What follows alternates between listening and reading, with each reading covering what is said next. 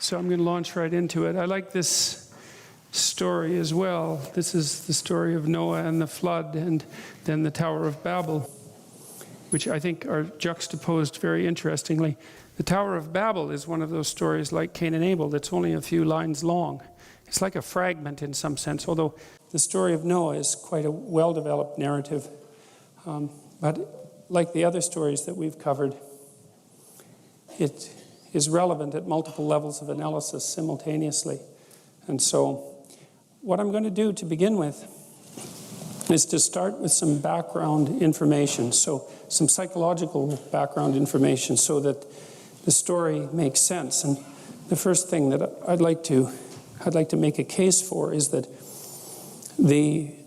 you bring to bear on the world an a priori perceptual structure.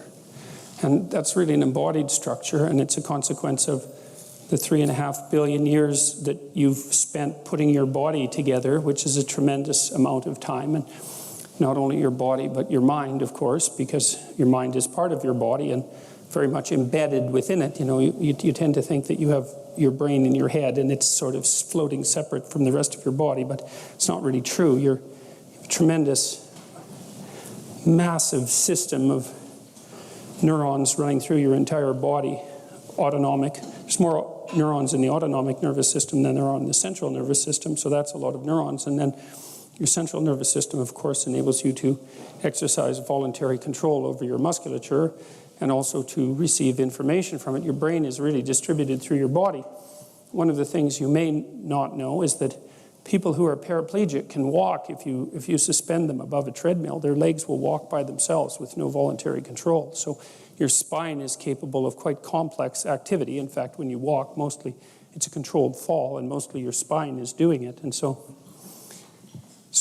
anyways, the point of all that is that you don't have a blank slate consciousness that's interpreting a world that manifests itself as segregated objects in some straightforward sense. You have a built-in interpretive system that's extraordinarily deeply embedded and invisible, because you might think about it as the implicit structure of your unconscious. It's what gives rise to your conscious experience, and it presents you with the world. That's one way of thinking about it, and it's a good way of thinking about it. It's the psychoanalytic way of thinking about it, as well as the neuroscientific way of thinking about it, because one of the things that's pretty interesting about modern neuroscientists, especially the top-rate ones, and those are usually the ones that are working on emotions, as far as I've been able to tell, are often quite enamored of the psychoanalyst. Jaak Panksepp was a good example of that, because they came to understand that the psychoanalysts' insistence on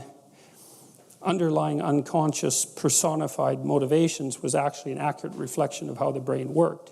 So to think of yourself as a loose collection of autonomous spirits that's governed by some overarching identity is a reasonable way of thinking about it. The question is, or a question that arises from that is, what is the nature of this a priori structure that you use to interpret the world? And I think the clearest answer to that is that it's a story, that you live inside a story. And that's very, very interesting to me, because I believe, and I have a couple of videos that lay this out, I believe that Darwinian presuppositions are at least as fundamental as Newtonian presuppositions. I actually think they're more fundamental, and that the fact that we've evolved story-like structures through which to interpret the world indicates to me that there's something deeply true about story-like structures. Or they're true at least insofar as the fact that we've developed them means that here we are living, and that it's taken 3.5 billion years to develop them. They're highly functional. And so we don't have much better definition of truth than highly functional. You know, that's about as good as it gets, partly because we're limited creatures and we don't have omniscient knowledge, and so the best we can do with our knowledge, generally speaking, is to note its functionality and improve it when it fails to work properly. I think the scientific method actually does that. And so the fact that we've evolved a story-like structure through which to interpret the world, that's pretty damn interesting. It says something fundamental about stories, and it's strange in the same way that the fact that we have hemispheric specialization for the known and the unknown, or for chaos and order and chaos, sorry, respectively, also says something fundamental about the nature of the world. If you assume that, we've evolved to reflect the structure of the world, broadly speaking. And that's obviously not just the physical structure, the atoms and the molecules, but all of the patterned manifestations of the physical molecules as they build structures of increasing complexity across time. That would include human interactions and political interactions, economic interactions, familial interactions, all of those things that are a very important part of our reality, but perhaps in some sense not as fundamental as the physical attributes that the physicists concentrate on. So we live in stories. And so I want to talk to you a little bit about stories and about their structure. Because when you understand a little bit about the structure of stories, then a whole array of things about mythology all of a sudden make overwhelming sense. And it's so useful because what you see is that many of the things that are standard occurrences in your life, everyone's life, that are portrayed universally in mythology. And it's very helpful because, first of all, it de-isolates you. One of the things you learn as a clinical psychologist, contra the anti-psychiatrists, let's say, is that diagnosis is often a relief to people.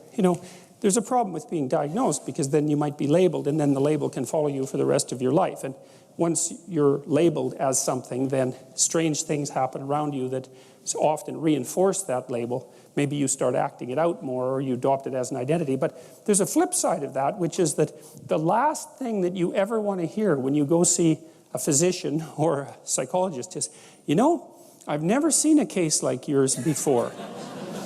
Right, that is not a relief, man, because if the message is, I've never heard anything like what you're telling me, the outcome is either going to be not so good for you, or you're not going to get listened to at all, right? Because you're such an anomaly that your existence is annoying to the integrated knowledge structure of the medical professional that you're attempting to receive advice from. Well, it's definitely the case because, if you can be put in a box, then the box tells the doctor what to do with you, and that's actually a relief to the doctor, but also a relief to you, right? Because you want to know, so you come and you say, look, I can't go out of my house much anymore. I'm afraid on elevators. I have heart palpitations, and sometimes I end up in the emergency room. Increasingly, my interactions in the world are restricted. I find myself staying at home. I'm afraid I'm going to die of a heart attack. And the psychologist says, well, you have agoraphobia. It's like lots of people have that. And here's usually how it develops, and here's the treatment course. And, we can probably do something about that. And it's like, well, you're not going to die of a heart attack now, probably. That's a real relief. You're not crazy in a completely unique way, and you're crazy in a way that might be treatable, And it's such a relief because people come in there with a pile of snakes of indeterminate magnitude, and they walk out with one manageable snake, and it's still a snake, but, one manageable snake beats a hydra, right? So, all right, so back to stories. So,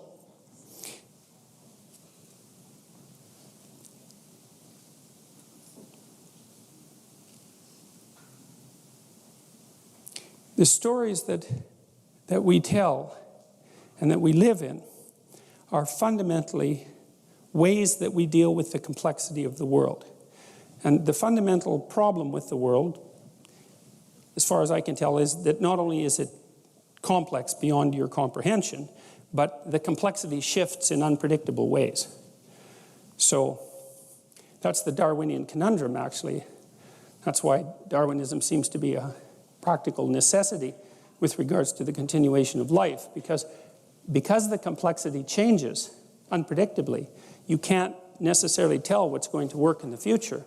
And so the Darwinian process solves that by generating quasi-random variations and letting whichever one by happenstance happens to work in that environment survive.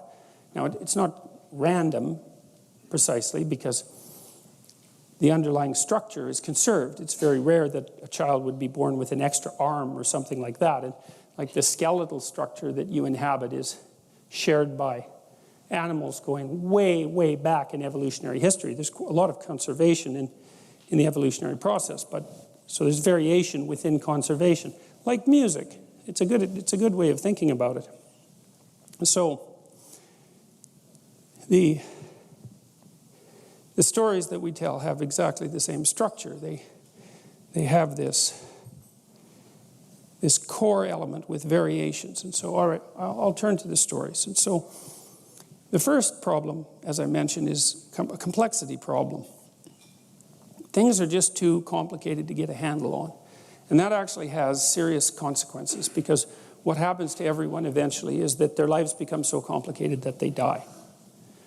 So, and many terrible things can happen to you on the way to dying as well that are complexity related, right? You can develop a serious illness that you can't get a handle on. You can hit an impasse in your relationship that you cannot get past and see no way out of. That happens to people quite frequently. People who are suicidal, for example, they often feel like they've been backed into a corner, that they have no options. They have no good options. No matter which way they turn, there's something terrible to face, and they can't see any way out of it. And sometimes that's more true than you'd like to think, because we also tend to like to think that people's problems are primarily psychological, but they're not. And that's one thing you learn quite rapidly as a clinician, is that most of the time people don't come to you because they have mental illness. They come to you because they have a complexity management problem. Their lives have got out of hand on them, and they don't know how to get them back under control. And so all sorts of things can do that. And then, of course, that can make you anxious or depressed. It can trigger all sorts of illnesses. But the fundamental problem is still that things have got beyond you. And that actually has a psychophysiological cost that isn't merely psychological. You have a limited amount of capacity from a resource perspective to deal with emergent complexity. There's just not enough of you. You'll exhaust your psychophysiological resources if you get into a situation that's too complex.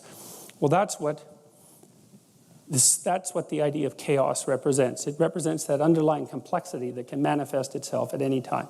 And it can manifest itself, for example, if you wake up in the morning and you feel an ache of some sort, and perhaps it's nothing, and you ignore it, but it gets worse, and you end up going to the hospital, and you find out, perhaps, for example, that you have pancreatic cancer, and you're going to live for 6 months, and that's the end of that. And so it's at that moment that you break through the thin ice that everyone walks on, and you see what's underneath. And what's underneath is the ineradicable complexity of life. And that's chaos. And now, it's taken people a long, long time to get a grip on this conceptual, what would you call it? Conceptual schema. And human beings have done it mostly with image and story before they've been able to do it in any articulated manner. And so there are a set of images that represent this underlying chaos. And one of them is the dragon of chaos, precisely that. And that's the dragon that the hero goes out to confront. That's the symbol of the unknown. It's the thing that lurks underneath. It's the thing that also guards treasure, because in the unknown there's possibility. Also the water that was there that we talked about in the Mesopotamian creation myth, the water that's there at the beginning, both the salt and the fresh water, is often a symbol of pre-cosmogonic chaos. Often people have dreams, for example. Some of you have had this dream, I suspect. You'll dream that you're in a house that you know well, and all of a sudden you discover a new room, or a set of new rooms, or maybe a set of rooms in the basement. And often the rooms are not well organized, and they're full of water. Those are very common things. And what that means is that you've broken through the constraints of your conscious self-understanding to a new domain of possibility, but a new domain that needs a tremendous amount of work. It says, well, here's a new part of you, but it's not well developed. It's flooded. It's flooded with chaos, essentially. And it's water, I think, partly because chaos is not only what you fall into when you're not expecting it, but it's also the unknown that you confront forthrightly and generate new things out of. And water is a symbol of life, especially in the desert. And of course, life is dependent on water. And so water is a natural symbol to utilize when you're talking about something that's life-giving but also potentially deadly. Because a little bit of water, well, that's a drink, but a lot of water, that's a shipwreck, right? And so, and those are the extremes. Now, there are accounts that are sort of subtexts in Genesis and elsewhere in the Old Testament of God conquering a great monster, Leviathan, or Behemoth, that has these sort of serpentile elements, and making the world as a consequence of that conflict. So there's this idea that the world-creating force, which we've talked about as the logos, is the thing that continually confronts chaos, and that one way of thinking about chaos is as a predatory reptilian monster, and often one that lives in the depths or perhaps underwater. And part of that, I think, is because we actually use our predator detection circuit to do this sort of precognitive processing. And so the notion fundamentally is anything that threatens you instantaneously is something that your predator detection circuit should be working with. It's fast. It's fast. It's low resolution. It doesn't have a lot of ideas, but it's really, really fast. And that also accounts for our capability and tendency to very rapidly treat people who upset our conceptual structures as enemies of the predatory variety. We can fall into that in no time flat, because it's the archetype. If something comes along to knock you for a loop, it's a shark. It's something that lurks under the water. It's something that'll pull you down. It's an enemy. And you should get prepared. And that's a reasonable defensive strategy, even though it also has its dangers and can sometimes be wrong. So the landscape within which we have to erect our stories is fundamentally one of an overarching chaos, a chaos that exceeds our capacity to comprehend in any sense, individually, familial, socially, economically. We're always threatened by the collapse of the structures that we inhabit constantly. We have to work. Well, it's like you own a house, you know. How much time do you spend maintaining a house? Well, a lot. And why is that? It's because the house falls apart because you're stupid, and the house falls apart, well, because you do repairs wrong or you ignore things, right? And I'm saying this actually for technical reasons. The house falls apart because you're incompetent. But even if you're competent, the house falls apart, right? It's just entropy, and so things have a proclivity to fall apart on their own, so you just have to run like mad just to keep them doing what they're supposed to be doing. And then, of course, that is complicated by your own willful blindness and inadequacy as a repair person and refusal to attend and all those other things. And that's a very classic idea, which we'll return to. One of the ideas that Mircea Eliade, famous historian of religions, extracted from a very large corpus of flood myths was the idea that the earth is periodically flooded for two reasons. One is things fall apart. Just entropy. It's straight entropy. I don't remember which law of thermodynamics that is, but it's one of the big laws of thermodynamics. It's one of the top three, man. Things fall apart of their own accord. And that's one of the things that we have to contend with. And then the rate at which things fall apart is sped by the sins of men. That's the other idea. And you know that. Everyone knows that, because you know, your car breaks down on the highway and you think, God, that's so inconvenient. And then you shake your fist at the sky, and then there's part of you in the back of your mind that goes, God, I knew that rattle that I wasn't paying attention to actually signified something, and I knew I should have paid attention to it, and I didn't, and now I'm in the situation that I'm in now. And I bet you this happens to people 2 or 3 times a week, is they do something stupid that they know they shouldn't have done, that they told themselves not to do mere seconds before, and they know the voice says, don't do that. Yeah, you do it. You can get nailed for it exactly the way that you knew you would get nailed for it, and then you're hurt doubly, because not only did it fall apart, but you're the idiot that made it fall apart, knowing full well that it was going to fall apart and ignoring it. And so that's the idea behind the notion that there are 2 reasons that things fall apart: thermodynamic entropy and the proclivity of people not to attend to things they know they should attend to. And partly we do that because if a problem emerges, it always announces itself, unless it's a really, really tiny problem and you're approaching it voluntarily, it always announces itself with negative emotion. And that's part of the predator detection circuit.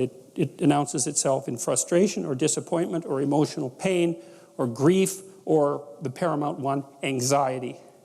And no wonder, because it's a problem, right? And one of the logical responses is to sort of freeze in the face of the problem. But of course, if it's a problem that has to be addressed and solved, freezing it and turning away from it is not a good solution, because since things tend to fall apart on their own accord, if you just leave the thing alone that's problematic, it's just going to get worse, not better, which is one of the things that's very annoying about life. So for example, if you get a warning message from the tax department, the probability that ignoring that will make it go away is 0, right? What will happen instead is that the more you ignore it, the larger it will grow. And if you ignore it long enough, then it will turn into something large enough to eat you. And that will be the end of you. And I read in Harper's Magazine at one point that people would rather be mugged than audited. And so I believe that, because the mugging, man, that's over, right? It's like a couple of minutes of sheer terror, loss of your wallet, the way you walk. The audit, that's like a semi-fatal disease. So that's chaos. Now, it's the idea here, too, is that that's the chaos. That's the psychological idea, is that that's also the chaos that whatever is being represented in Genesis as the Spirit of God extracts order out of at the beginning of time. And it's also that which we're constantly contending with as we struggle in the same manner to construct and maintain habitable worlds. So it's brilliant. It's brilliant. When I first put together the relationship between what Iliad called the pre-cosmogonic chaos and the predatory landscape that surrounded our ancestors and the manner in which we're structured neurologically to respond to all of that, I thought it was like an amazing epiphany, because it's self-evidently the case that the world is too complicated for us to deal with, and that's one of the problems that we face on an ongoing basis. And then the question is, well, what do you do about that? And if you ignore it, it gets worse, so ignoring it doesn't work, and so we know what doesn't work, and so if ignoring it doesn't work, then attending to it might work. And then I found out with the Egyptians, for example, that Horus was the god of attention, and the same thing happened among the Mesopotamians with Marduk and his ring of eyes. It's like, what's the way to forestall the catastrophe of things falling apart? And the answer to that is by attending to them, voluntarily attending to them. And that slots very nicely into the hero mythology that promotes the idea that if there's a dragon in the whereabouts, in the neighborhood, let's say, that hiding in the basement just makes it grow larger. It's time to go out and confront the damn thing. And the general stories well, you might get killed because it's a dragon, but it's only might, as opposed to definitely will get killed if it happens to attack you at 3 a.m. at home when you're hungover and it's been a bad day and you don't have your sword and your shield at the ready, which is generally what happens to people who avoid things. So it's not something that should be recommended. You're screwed both ways. That's one of the things that's so nice about being deeply pessimistic. It's so freeing, because one of the things, well, it's very frequent. It's such a relief. And it's really a useful habit to develop, is sometimes, no matter what you do, you're in trouble. And that's a relief, because then you can stop scrabbling around for the way out. There's no way out, man. It's like you can pick murder, wretched death A or slightly less wretched death B, something like that. But, and I know that's a terrible way of looking at things, but it is extraordinarily useful to understand that many times your choice boils down to picking the least bad option. And if that's all you can do, if that's how life is revealing itself to you, it's like, well, more power to you. The least bad option, that's the best you can do. And it's good enough, especially compared to the alternative, which is the most bad option. So, all right, now, so the fundamental reality of things is complexity beyond comprehension. And then the question is, well, how is it that you manage that? And partly you manage that, and this is where the image of the patriarchal order comes in the positive manner, I might point out, because in the absence of patriarchal structure, for lack of a better lexicon, there's nothing but chaos. And I wouldn't recommend chaos because there's a lot of it, and there isn't that much of you. And if you think you can handle it without an a priori structure and without a sociological structure surrounding you, then you don't know anything at all about human beings. Because one of the things I've noticed, for example, is that it's unbelievable the degree to which our sanity depends on a functioning sociological structure. And here's why.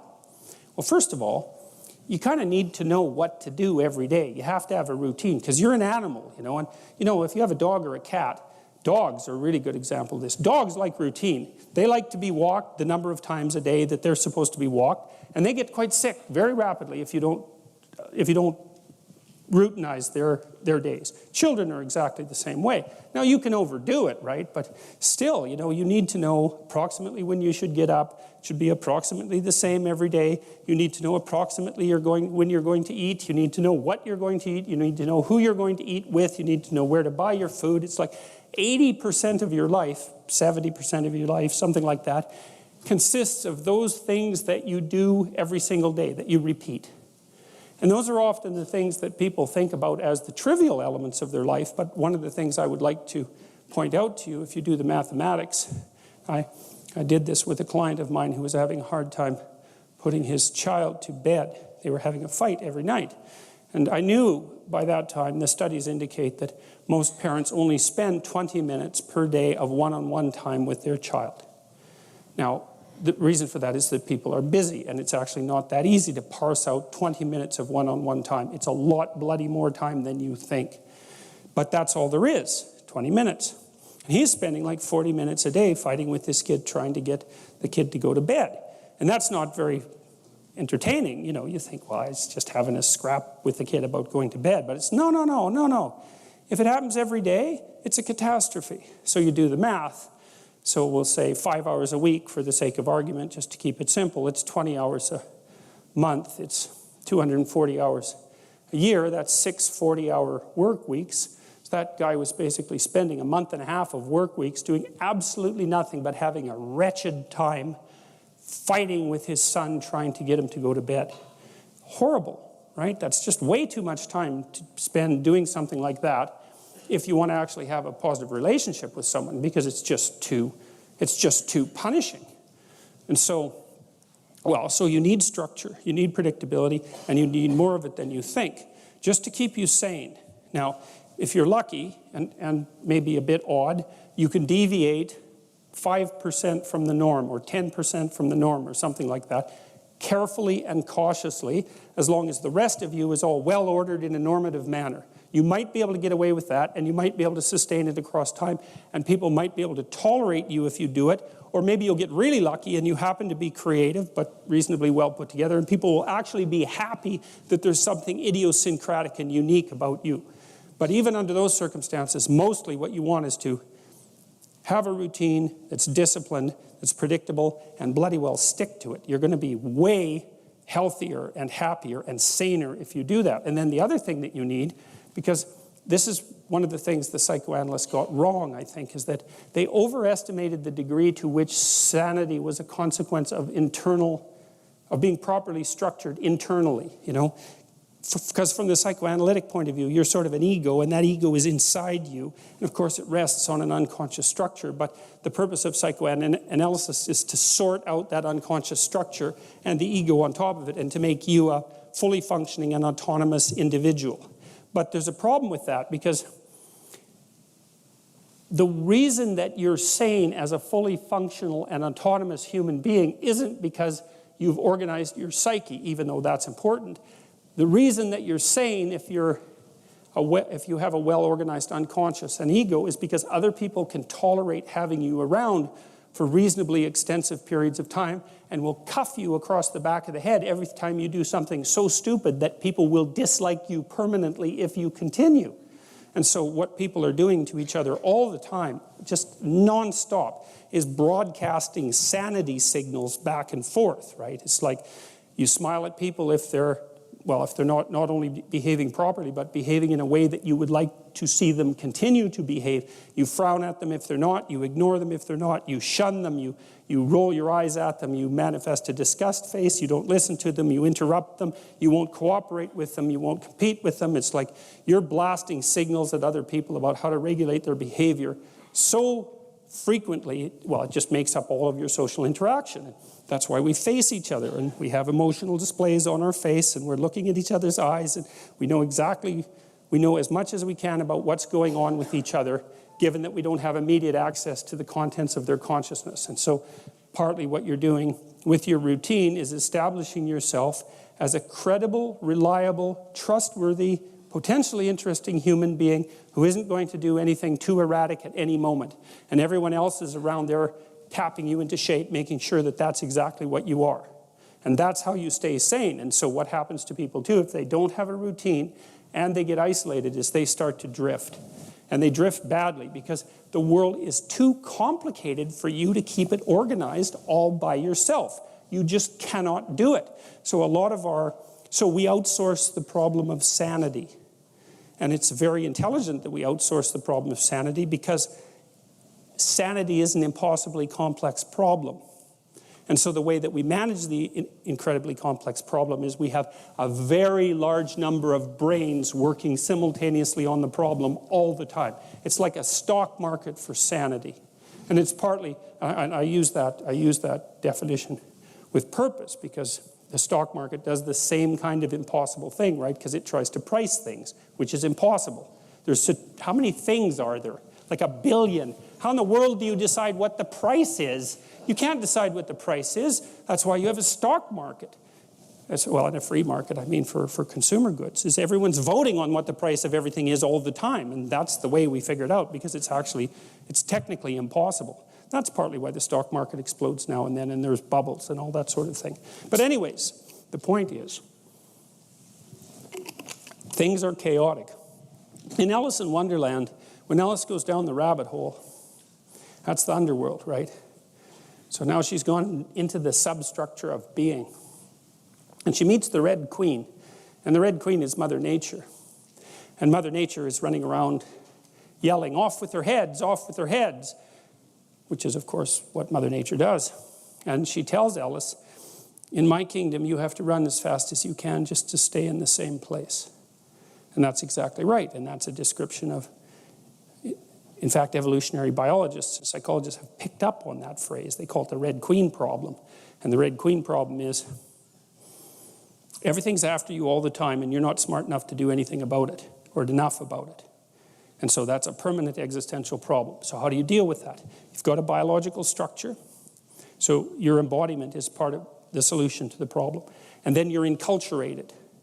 And because you're enculturated, you're taught a lot of things that you need to know, but mostly what you're taught is how to communicate with other people in an acceptable manner. And then once you can communicate with people in an acceptable manner, then you can outsource your problems constantly, which you're doing constantly. And so we're in this continual dynamic exchange of problem solving. So if you're a socialized person, that's what you get access to. And that's something to know if you're going to have kids. And I mentioned this, I think, in a previous lecture. The purpose of being a parent for very young children is to make your children exceptionally socially desirable by the age of 4. Because if you can do that, they're set. Because everyone wants them around. And as soon as everybody wants them around, they want to play with them, they want to cooperate with them, they want to compete with them. It's like the door is open, and they stay sane because they've got all sorts of people who actually like them that are helping them out. And so that's your goal, is to make them as socially acceptable as you possibly can, as socially desirable as you possibly can. And that doesn't mean you render them obedient without spirit, right? That's a tyrant's mode of enforcing social acceptability. It's like, never do anything wrong. Well, that's not any way to, that's a good piece of advice, but it's missing the other half, which is do a bunch of things that are right so that people are thrilled to have you around and encourage that. That's what you want to do as a parent, as well as inculcating the order. And so, and in this little diagram, I indicated that there's God the Father with the Son behind him, and he's ruling over this walled city. So he's like the meta-spirit of the walled city. It's very, very nice image, brilliant image. So it's the collective spirit of the city. That's another way of thinking about it, or the collective spirit of the city across time, or the collective spirit of the force that built and maintained the city across time. Even better. And that's associated with the sun, because it's associated with enlightenment and illumination, and all of those things that we associate with higher consciousness and vision. It's a brilliant image. And then I overlaid this, Now, of course, the patriarchal aspect of existence can become tyrannical. It does that quite regularly. It's one of the existential dangers of human civilization, is that civilization is a medication for chaos, but it can spin out of control in and of itself and become its own sort of problem, which is like a hyper-order problem generally, which then produces a chaos problem. So every solution carries within it certain problems, right? Because no solution is perfect, and so you have to keep things in balance. But it's one of the reasons that I'm really, let's call it irritated about the postmodernists, because they keep yammering about the patriarchy. And it's very, very annoying, because it's self-evident that social structures are tyrannical. It's like, that's not news, folks. That's obvious. But that's not all they are. And it's the reduction of the entire complex solution, let's say, to a unidimensional problem. It's just tyranny. It's like, no, actually, it's not just tyranny.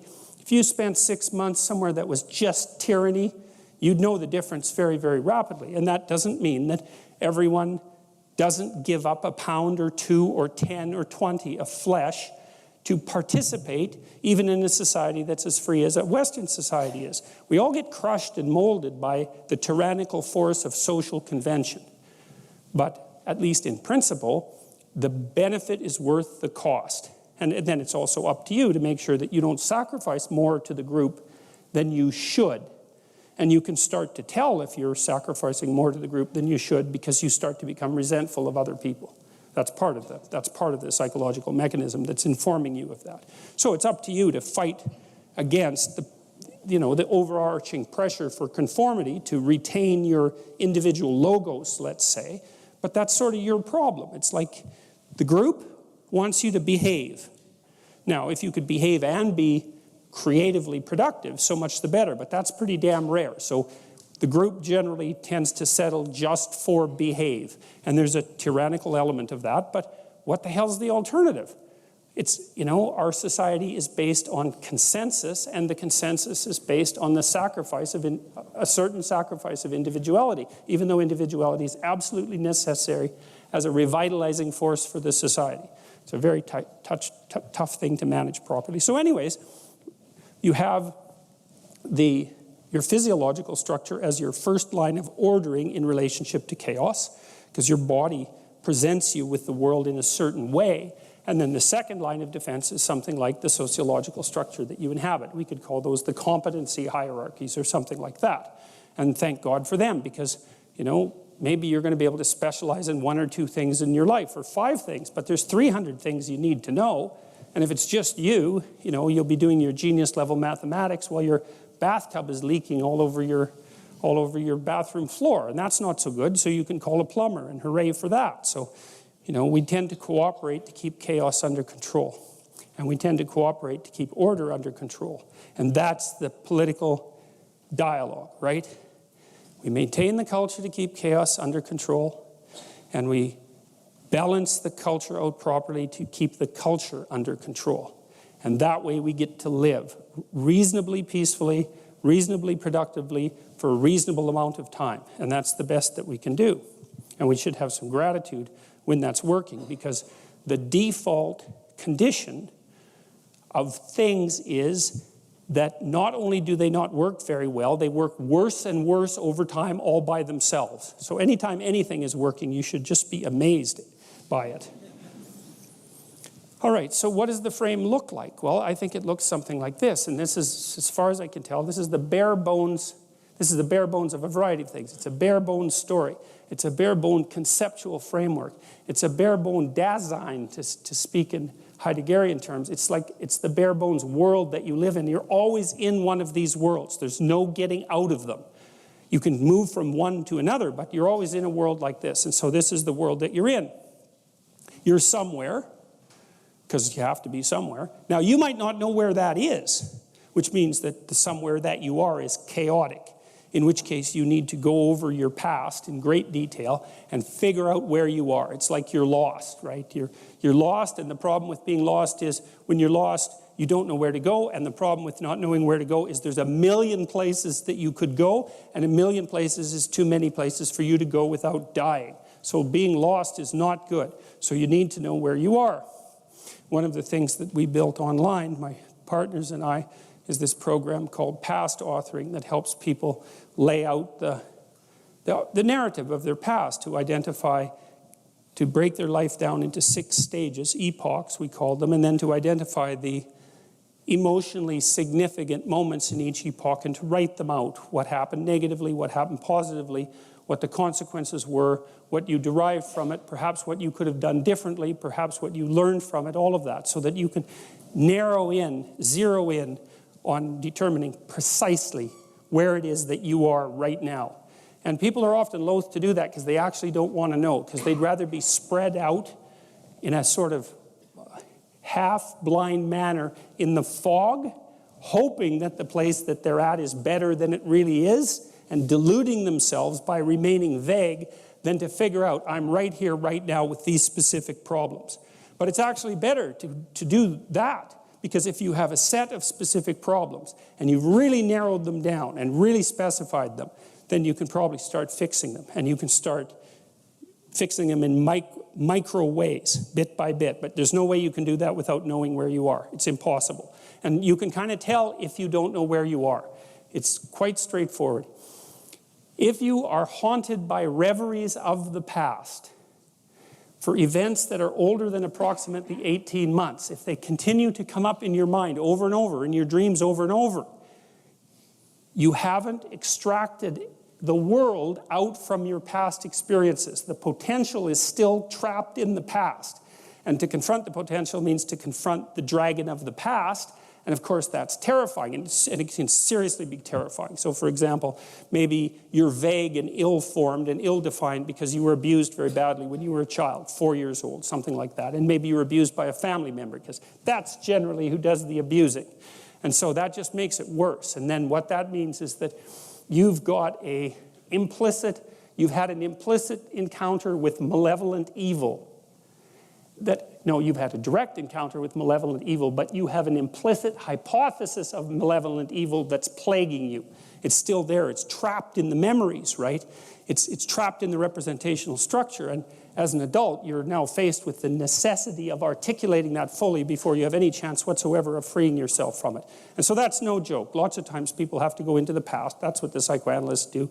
And say, look, here is something came along and just bloody well knocked me over. And it isn't even that I repressed it, which I think was, well, we won't talk about Freud's errors because Freud was a genius, so we'll just leave him alone. But sometimes it's not repression, it's just that terrible things happen to people at such a young age that there isn't a bloody chance in hell that they can figure out why they happened or what to do with them or what they mean. And then you can carry that with you, and you carry it with you.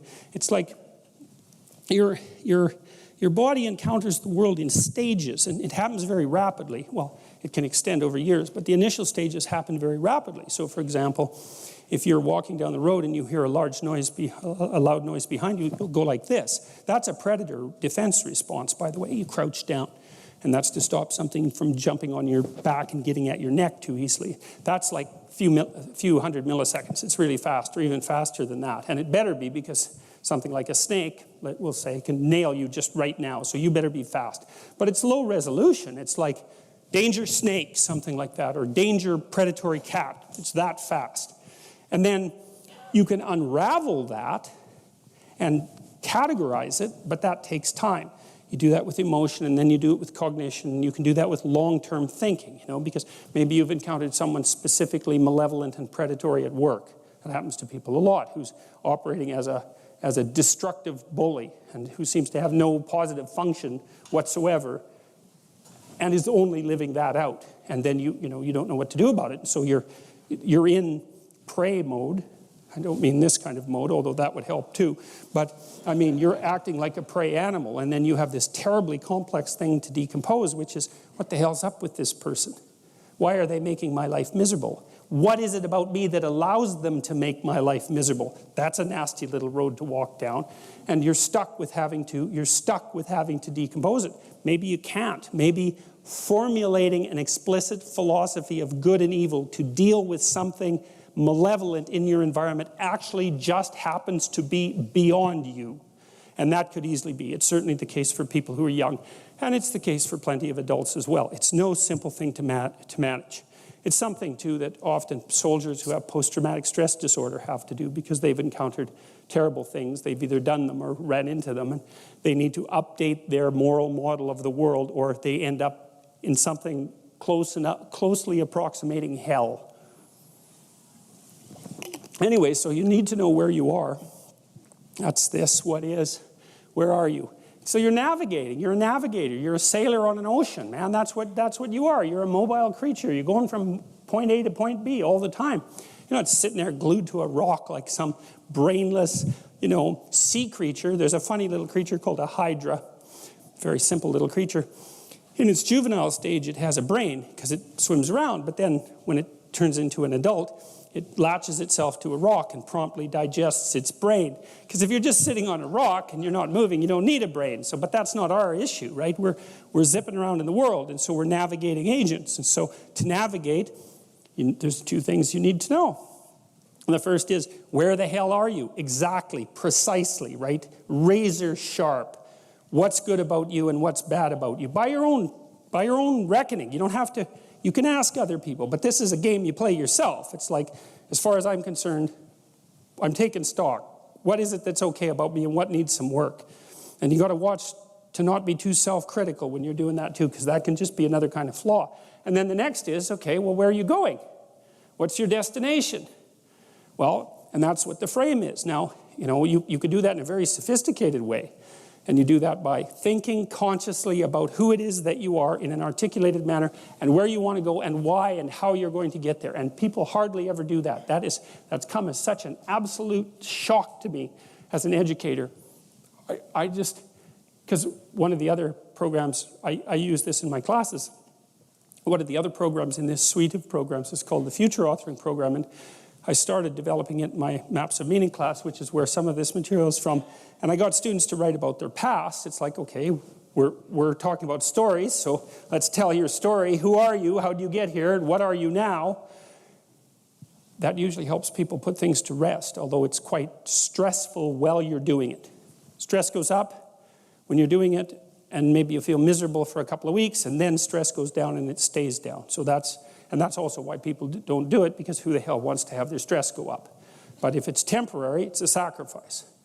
So then the next issue is, well, where are you going? And one of the things that, and this I cannot understand.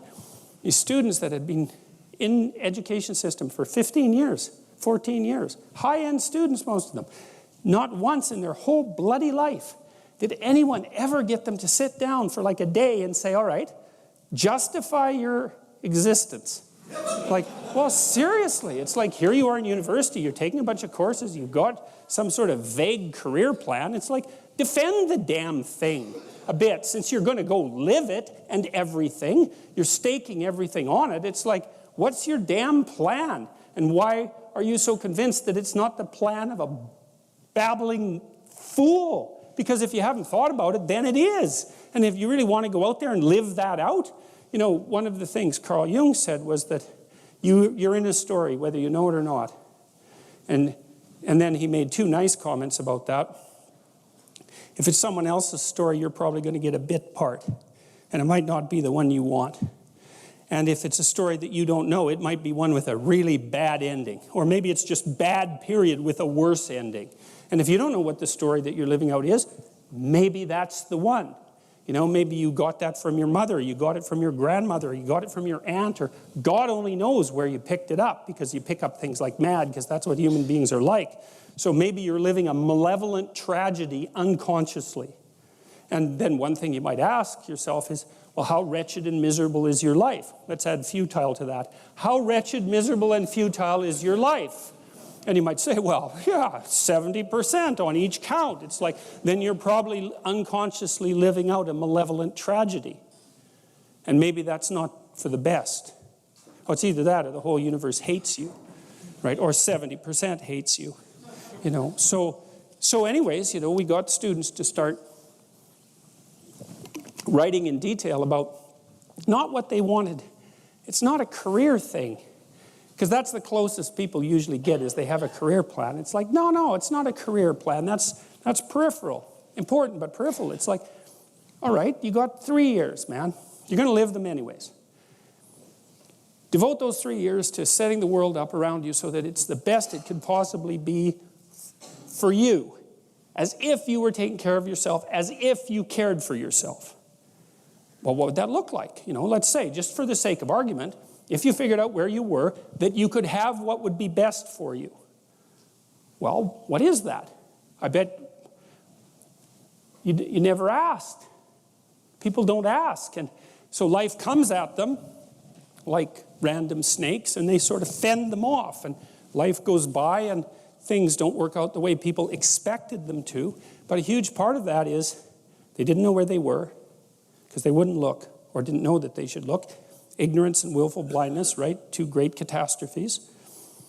And they never figured out where they wanted to go or why. Now, there's a problem with figuring out where you want to go. And the problem is that you make your conditions for failure clear to yourself. And people don't like that.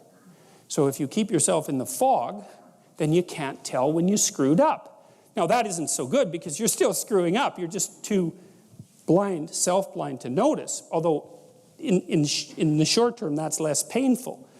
If you make your criteria for success razor sharp, then you know every time you screw up. But that's great because then you could fix it. You could either repair the behavioral inadequacy or the conceptual inadequacy that you're using as a tool in that situation, or maybe you could adjust your damn plan. Either way, you can fix it. And so, okay, so you're living in one of these bloody things, and you might as well, it seems to me, you might as well make it the best one you could live in because you don't have anything better to do. Now, if you don't do that, if you don't do it consciously, and this is what the psychoanalysts pointed out, is that you have innumerable quasi-autonomous subsystems that make you up that will generate stories impulsively, and you'll just act them out. And you know that because you watch yourself over 2 weeks and you think, Jesus, I did a lot of stupid things in the last 2 weeks. And you think, why? And it's because you're a collection of somewhat random quasi-autonomous personality units, and lacking a leader, they're just going to fire off whenever they want. You know, first you're hungry, then you're thirsty, then you want to go to bed with your wife, you know, then you want to sleep in, then you want to tell your boss off, then you want to curse at the guy that cuts you off in traffic. It's like, you're kind of like a 2-year-old. You know, just it's one emotional frame after another vying for dominance. There's no overarching hierarchy, and there's no king at the top. And so, you know, we already talked about pyramids of competence, and what's supposed to be at the top is you want to bring all those things together. We understand this neurologically. I'll show you some of that in a little bit. We understand this neurologically, how this maps in some sense right onto the neural structure of your being. You want to put something in control. And the thing that you should put in control is the bloody thing that pays attention and learns, right? Everything else in the hierarchy should be subordinate to the thing that pays attention and learns. And you could think, well, that's the message of the idea of logos. That's for sure, because logos is partly attention and partly communication. And you learn a lot by communicating with others. Okay, so you need to know where you are. Just like your GPS, which is about the closest thing we have to an intelligent cybernetic system. Those GPSs in your cars, those bloody things are pretty smart because they know where you are, they know where you're going, and if you go off course, they recalculate your route. It's like those things are damn near alive. That's so close to intelligence. And you can tell that because they act intelligently. They solve problems continually. So you need, and this is a cybernetic model, by the way, and cybernetic models were the models on which the GPS systems were based, so it's not accidental. So you need to know where you are, and you need to know where you're going. And then the next thing you need to know is how it is that you're going to act, move your body, how you're going to propel yourself through time and space to transform this into that. And so, okay, and then we can make that a little bit more complex because it's a bit too simple. So we'll do this. So it isn't exactly that you live in one of these. It's that you live in a nested hierarchy of these. And you could think of this as your own internal patriarchy. That's a good way of thinking about it. And maybe it could be a tyrant, or maybe it could be something that gives you security and functional autonomy, and hopefully that's the one you go for. But it's a battle, you know, because a little bit of tyranny exists in everyone. And so, so at the very highest level of analysis, so that would be the overarching story. Maybe you think, I'd like to be a good person, or a successful person, or famous person. I think good's probably better, because you can come up with the definition of good if you want, as long as it doesn't annoy other people too badly. Because they'll just get in your way, and that won't be helpful. So you have to negotiate it. But let's say you're a good person. That's sort of the story at the top of the hierarchy. And then you could decompose that into your primary roles. Maybe you're a good parent, maybe you're a good employer, or maybe you're a good employee, maybe you're a good sibling, maybe you're a good child. You know, those are major roles that you have in your life. And so you'd say that what good person is what's good about you across all those roles. So it's a higher order abstraction from something more concrete. And then you can take the role good parent, and you can say, well, what is it that constitutes a good parent? And you might say, well, a good parent, this isn't exhaustive, obviously. A good parent has a good job and takes care of his or her family. And then you might say, well, what does it mean to take care of your family? And then you might say, well, you know, you can cook the odd meal, not too odd, hopefully.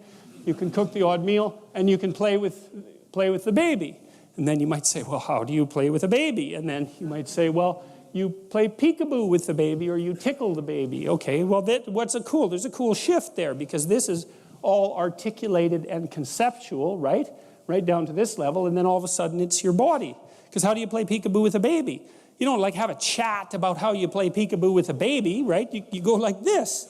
It's quite fun. You can even do it with older people. They even smile about it, right? It's Dad's gone, and the baby's all shocked to death about that. Where'd he go? Oh, look, he's back.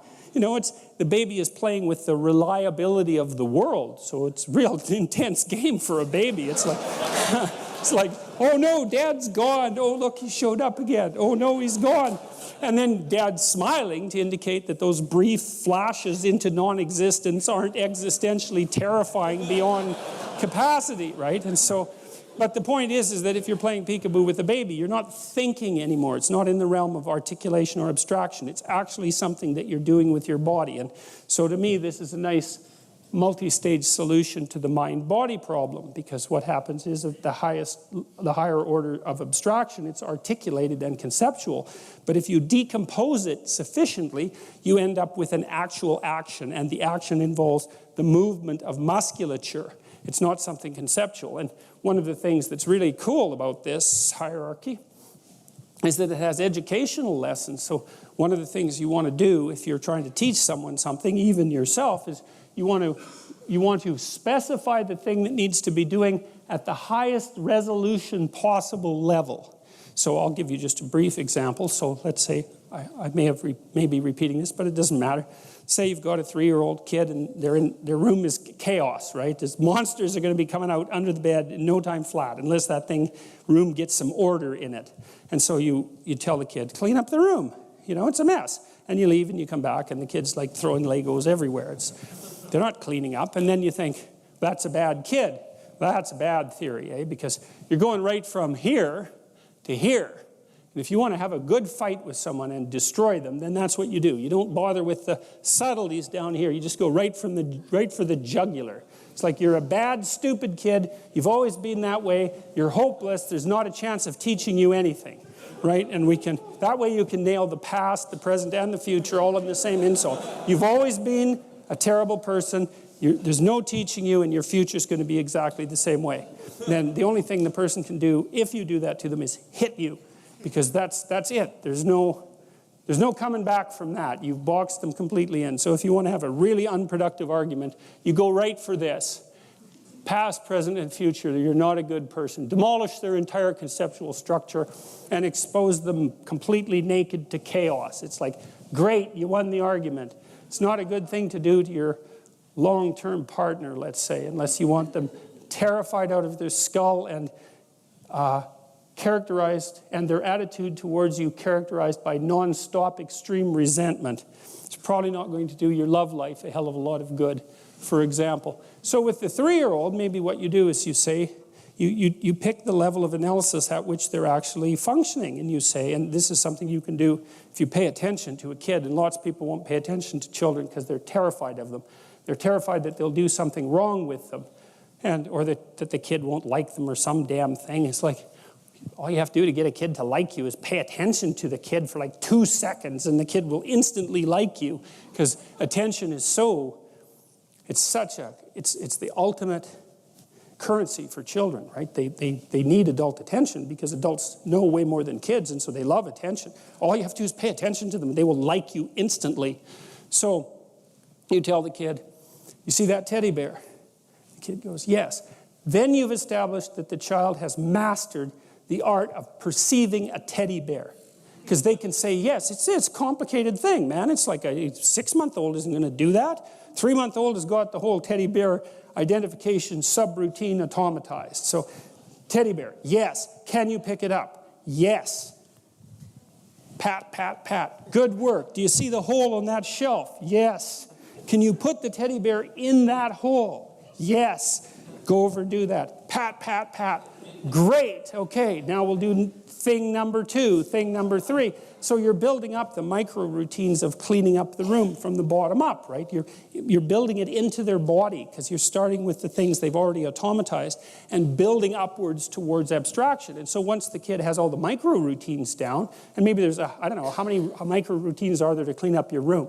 200? Like, a lot, but not an infinite number. So you teach them all the micro routines, and then you can say, run set of micro routines, which means clean up room, and then they can do it. They know what it means. So, but you do the building from the bottom up. And lots of times when you're arguing with someone that you live with and hypothetically love, although those two things are hard to get together in the same relationship, what you want to do is assume stupidity before you assume total malevolence. That's a good rule of thumb for establishing peace. So maybe if your partner won't do something, well, maybe there's something going on up here, but you might want to assume to begin with that they actually just don't know how to do it, and you need to decompose it. So maybe there's a way you want to be greeted when you come home, because you're going to come home every day probably, and maybe that's a 5-minute interaction or a 10-minute interaction. So that's an hour a week or 4 hours a month or 50 hours a year or 1 solid work week of coming home interactions, right? All you have to do is get 50 interactions like that right, and you've got your relationship sorted out. That's something that's really worth thinking about, because that's it. You just don't have that much time, right? Get the meals sorted out. That's about 5 hours a day. Get your sleeping time arrangements sorted out, get the fundamental interactions that you repeat with your partner worked out voluntarily and negotiated. You're going to cover 80% of your life that way, and then it can just run as a routine. And that's really helpful. And if you don't do that consciously, especially because our roles have fragmented and most of the traditional roles have disappeared, and so nobody knows who the hell is supposed to do what in the kitchen, for example. So nobody does anything except bitch and fight and make wretched meals or buy fast food or something like that. So, the alternative to that catastrophic failure or continual resentment and fighting is to rebuild the structures from the bottom up using consensus and negotiation. And you can do that. So you can think of that as the patriarchal structure. That's a good one. And I mean, it's partly psychological because these are things you do as a person, but it's also partly political and economic and sociological because while you're doing each of these things, you're also doing them in a way that's socially, hopefully not just socially acceptable, but actually socially desirable. And so that's the decomposition. And the reason that this keeps chaos at bay is because it isn't because your belief systems keep chaos at bay.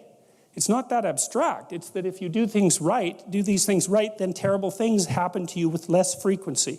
And that's not it's partly psychological, because maybe you don't fight as much, maybe you're not anxious as much, maybe you're not as depressed, but a lot of it's just practical. If your kid doesn't leave his skateboard on the stairs, then you don't break your neck as often. And that's not just psychological. That's actually a good thing not to break your neck so often. And so this structure isn't merely something that keeps things at bay psychologically. Okay, so here's another look at a hierarchy of narrative, the structure that keeps chaos at bay. And this is maybe the hierarchy that I engage in when I'm writing, and I'm doing all these things at the same time. That's what's cool. Like when I ask a student, what are you doing when you write an essay? It's like, well, that's a hard question, right? It's like, well, you're asked an important question. That's the first thing you should do if you're writing an essay. Then you're paying attention to the words and the phrases and the sentences and the sentence relationship between the sentences within the paragraphs and the paragraph relationships to one another within the essay, and then the essay's relevance to the class and the class's relevance to your life, and like the essay bleeds out across your entire life. And so if I'm writing something, well, obviously at the most highest resolution level of analysis, I'm actually moving my fingers on the keyboard and moving my eyes back and forth on the screen. That's where the mind meets the body. But then I'm trying to formulate a sentence, and so I try to think up a good sentence that's nailing what I am trying to formulate, and then I try to pick it apart. And I do that a bunch of ways. I take the sentence and I put it on another page, and then I write like 10 different variants of the sentence and see if I can get a better variant. And then I try to think of ways that it's a stupid sentence to see if I can, put a pry bar underneath it and loosen it up. And if I can't do anything, if I can't manage that, then I keep the sentence that I've got, and then I do that with 10 sentences in a paragraph, and I make sure the sentences are all arranged properly in the paragraph the same way by rewriting a bunch of different variants of it and trying to get the word right and the phrase right and the sentence right and the sentence order right and the paragraph order right. And I can tell when it's right enough because I can't make it any better. That doesn't mean it's right. It just means I can't improve it. And so I get to the point where if I'm writing a paragraph and I write a variant, and I can't tell if the variant is any better, and it might be worse, then I'm done. I've hit the limit of my intellectual capacity, and it's time to move on. But that it isn't like the essay that I'm writing, let's say, has a boundary that's tightly drawn around the essay, because there's a reason I'm writing the damn essay, and that would be, well, I'm trying to write a whole manuscript. Hopefully I'm trying to address an important problem, because why would I be doing it otherwise? I mean, that would be kind of pointless. And maybe that's part of my role as a scientist, and that's a subset of my role as a professor, and then that's a subset of my role as a productive citizen, and then that's a subset of my role of someone who confronts the unknown, you see? And that's why the logos is the thing that's at the top of the hierarchy. That's how the hierarchy should be structured, is that everything else should be, see, because you have a structure, and you think, well, what should the structure be subordinate to? And then the answer should be something like, the structure should be subordinate to the process that generates the structure, or the structure should be subordinate to the process that generates and maintains the structure. Well, obviously, how could it be any other way? Unless the structure is perfect, in which case you dispense with the thing that generates it and improves it, but then you're a totalitarian. It's like, hey, we got the answer. It's like, no, you don't. People are still suffering, and they're still dying. You don't have the damn answer. And so maybe you have an answer that means that there isn't quite as much suffering and dying as there could be, but there's plenty of road to be traveled yet. And so it makes perfect sense that all of this should be nested within this highest, I think of it sort of as the highest order of moral striving. And then that also gives you a moral hierarchy. That's the most important thing. You do that with honest speech. You do that with attention and honest speech. That's how you do that. And you don't sacrifice that to any of this, because if you do, then you're hurting your soul. There's this idea in the New Testament that the sin against the Holy Ghost is the one sin that can't be forgiven. No one knows what the hell that means. Maybe it doesn't mean anything. But I think this is what it means, is that because this process generates all this, if you violate that process, then there's no hope for you. Because that's the process by which you improve yourself, and everyone else too, everything else. So if you decide you're not going to engage in that, it's like, well, there's no fixing that because you've blown apart your relationship with the thing that does the fixing. And so, okay, and so that's how you keep chaos at bay. And so part of that is structural, right? Because you know how to do these things. More or less, it's part of your skill set. If you happen to be a writer, you could build one of these for a plumber. It doesn't make any difference, really. Although the outside thing should be the same, which is, I think, partly why in the Judeo-Christian tradition, there's the assumption that people are fundamentally equal before God.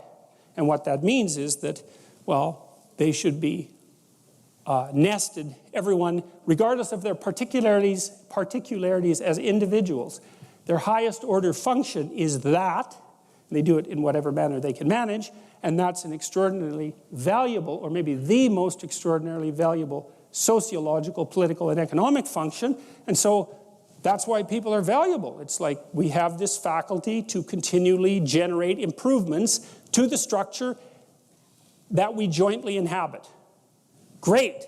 That gives us, it's so cool, because that gives us a fundamental unity at the highest order of analysis with the room for as much diversity as you can possibly manage, right? Because it actually turns out that the more the substructures differ, the better, because then, you can be doing something different than me. And that would be good, because if we were doing the same thing, then it's just duplication of labor. If we could agree on the higher order principle and then specialize at the lower order levels, it's like, you get to have your cake and eat it too. And that doesn't happen very often. So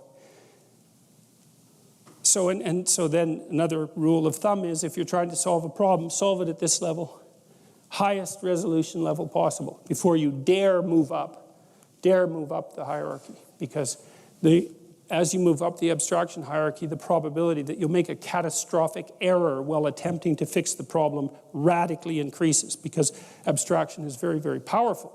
And so you want to be very careful. I mean, we saw that when the mortgage market crashed. The reason it crashed was because of strange use of derivatives. And derivatives are like higher order abstractions in the financial world. And derivatives give you tremendous financial leverage and power with huge risk. And so the upside is massive, absolutely massive, because you can multiply your earnings. But the downside is complete bloody catastrophe. And so part of what I would say an intelligent conservative ethos is solve the problem at the highest level of resolution, the highest level, most local level of resolution. It's safer. And it's more likely to actually produce a solution. Okay, now you're in your plan. Now we're simplified it again just to one little map, right? But all those other things are nested in there. And so what happens to you as you stroll merrily on your way through life? Well, what happens is that as you're moving from point A to point B, you encounter things. And people think that what they encounter are objects, but that's not the case. First of all, most of the things that you encounter, many of the things are actually other people, and they're not objects. They're too damn complex. And even apart from the social world, the things that you encounter aren't objects. They seem to be something more like tools or obstacles. And I don't mean that we see objects and turn them into tools or obstacles. I mean that we see tools and obstacles, because what happens is that when you array yourself towards a goal, then the world transforms itself into things that get in the way of that goal, and three things. Things that get in the way of the goal, those are things you don't like. Things that facilitate your movement towards the goal, those are things that you like. And irrelevant things. And mostly you want irrelevant things, because there's just too damn many things. So the category of irrelevant is one you really like. So most of everything is irrelevant if you have a good plan. A few things are good because they move you forward, and some other things are not so good.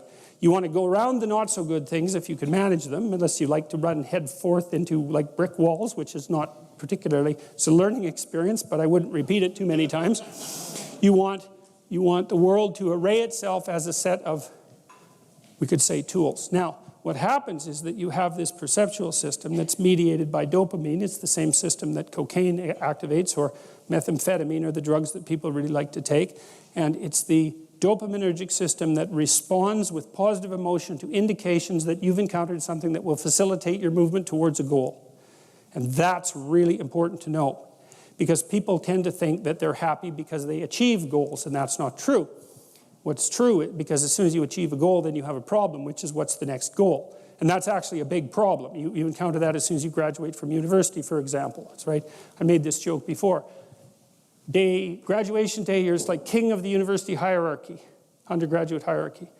Day after, you're unemployed potential Starbucks employee, right? So it's like, so obviously the accomplishment per se as a source of reward is problematic, because when you accomplish, you run the frame to its end, and then you have the problem of needing a new frame.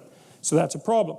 But if what you're encountering instead are things that will move you along your way, it's like, hey, that's great, and that's where you get your positive motivation. And so that's really that's so much worth thinking about. You can think about that for a year, and that wouldn't even be enough to think about it, because here's what it means. It means, in some sense, that the Buddhists are right with their claim about Maya, M-A-Y-A, which means that people live in an illusion. And what they mean by that is, well, you have goal, whatever your goal is, and that goal gives relevance to the world. And you could change the relevance of the world in a snap just by changing your goal. You can do that. And so then you think, well, it's sort of an illusion because you can just change it. Now, you don't want to push that line of argumentation too far, because even if the specific point can be changed, the fact that you're in one of these frames cannot be changed. And so you have to be in a frame, although you get to pick the frame. So there's still an absolute there, which is that you have to be in a frame, and that is not a trivial absolute. It's a very major absolute. So then you think, okay, all of your positive emotion is going to be experienced in relationship to the goal. Well, then we think, well, you could use some positive emotion. It's a good thing. Positive emotion inhibits anxiety and disappointment and frustration and pain. It does all that. Technically, it does that. That's why a football player with a broken thumb who wants to score a touchdown can go out there and, play the football game, even though it's a kind of an arbitrary goal, right? It's like, really, you're going to go out there and risk your hand to fire a pigskin through some poles? It's like, well, you can say the same sort of cynical thing about most of the things that people do, but you can't say the cynical thing about the fact that they have to do things. So you have a point, you have your aim, you have your ambition, and then that's what turns the world into a potentially positive place. And here's the kicker. This is so cool. The higher the aim, the more the positive emotion. So that's you think, well, why should I bother? Why should I bother doing something lofty and difficult? It's like, because it's worth it. That's why. Because the alternative is stupid suffering. Because because what happens is, you don't need a framework in order to suffer. You can just lay there day after day and suffer, right? That's easy. So that's the default condition. If you don't have a lofty ambition, then you suffer miserably. And the reason for that is life is really complex, short, finite, full of suffering, and beyond you. And so you can just lay there and think about that, and it's horrible. And so that's not helpful. It's just not useful. And so, people often say life is meaningless. It's like, no, it's not. That's wrong. Because if it was meaningless, that'd be easy. You could just sit there and do nothing, and it wouldn't matter, right? It'd be like you were like a lobotomized sheep. It's just irrelevant. But that isn't what happens. When people say that life has no meaning, that isn't what they mean. What they mean is, I'm suffering stupidly and intensely, and I don't know what to do about it. Well, the suffering is meaningful. It's just not the kind of meaning you want. So how do you get out of that? You note the baseline of suffering, which is very, very, very, very high. And then you say to yourself, okay, I need to do something that justifies that. And that's not so easy, because the baseline for suffering is high. If you're going to make something of yourself, let's say, so that it's worthwhile to exist in the world, then you have to aim at something that's so well structured that you can say, yeah, earthquakes, cancer, death of my family, dissolution of my goals, ultimate futility of life, and the heat death of the universe. Hey, It doesn't matter. It's worth it. All right. So, now, here's another complicating factor. So I said, well, there's 3 things that you can run into when you're going about your goal. And I would say, if you're going to form a goal, if you're going to form a plan, you look about 3 to 5 years out in the future. Because beyond that, you get something called combinatorial explosion. And it means that there's so many variables that you just can't predict. So there's not that much point looking out 20 years. Because like, what the hell do you know about what's going to happen in 20 years? Nothing. 3 years, maybe you can chart a course to 3 years, 5 years, something like that. So that's not a bad segment of time to consider. And then consider what your life would have to be like in order for it to be worthwhile for you. Knowing also what you're going to be like if it isn't worthwhile for you. And what you're going to be like if it isn't worthwhile for you is Cain. That's what you're like, because that's what that story's about. Because Abel's the guy who has a goal and is making the proper sacrifices. And Cain is the person for whom, by his own faults, at least in part, things aren't working out for. And so the default for not doing this is something like building resentment, bitterness, with an underlying, what would you call it? Flavor enhancer of murderous resentment, something like that, which you will act out in the world, which people act out in the world all the time. And it's no wonder, because without this, without something lofty pulling you along, then the baseline is stupid suffering. And, you know, if you take a dog and you just chain it in the backyard, you know, and you put a collar on it that's too tight so it chafes all the time and it can't even bark, and, you know, there's just dirt around it and it's too goddamn hot out in the sun, and maybe you don't give it enough water, you know, it's not going to be a very happy dog. Its basic condition is misery. Well, the same applies to people. So, all right, so you're on your way to, see, you remember you've all probably watched Pinocchio or know about it. One of the things that happens that's really cool in Pinocchio is that when Geppetto decides that he wants his puppet to be a genuine autonomous being, he wishes upon a star. It's a very strange thing, but everybody just swallows it because we don't notice when we're swallowing things that are completely preposterous. You know, it's this animated puppeteer wishes on a star that his puppet is going to become real, and everybody nods their head and goes, oh yeah, that makes sense. It's like, no, it doesn't. It doesn't make any sense at all, but it doesn't matter. It doesn't make the sort of sense that we normally associate with sense. It makes a kind of meta sense, and everybody understands it. So this is what Geppetto's doing, is he's elevating his eyes above the horizon, so out of the realm of the worldly, let's say, to the transcendent. And the transcendent will say, for all intents and purposes, you can see the transcendent spread above you in the heaven that arches over us. It's close enough for our purposes. And there's a star there, and a star is something that's eternal, that shines in the darkness. And so Geppetto makes an agreement with the transcendent. He says, look, I'm willing to do whatever it takes that my creation becomes autonomous. Well, that's exactly this situation that you want to set up for yourself. Is like, okay, you got to figure out what star you're going to orient yourself by.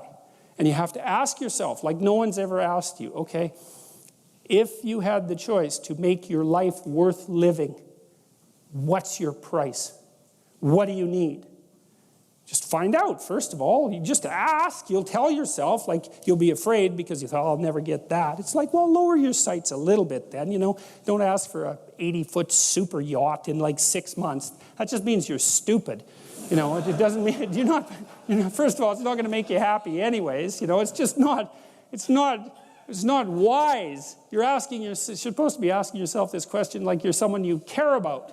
So you imagine you're talking to some 12-year-old kid that you kind of like. Think, it wouldn't be so bad if this 12-year-old kid had a decent life.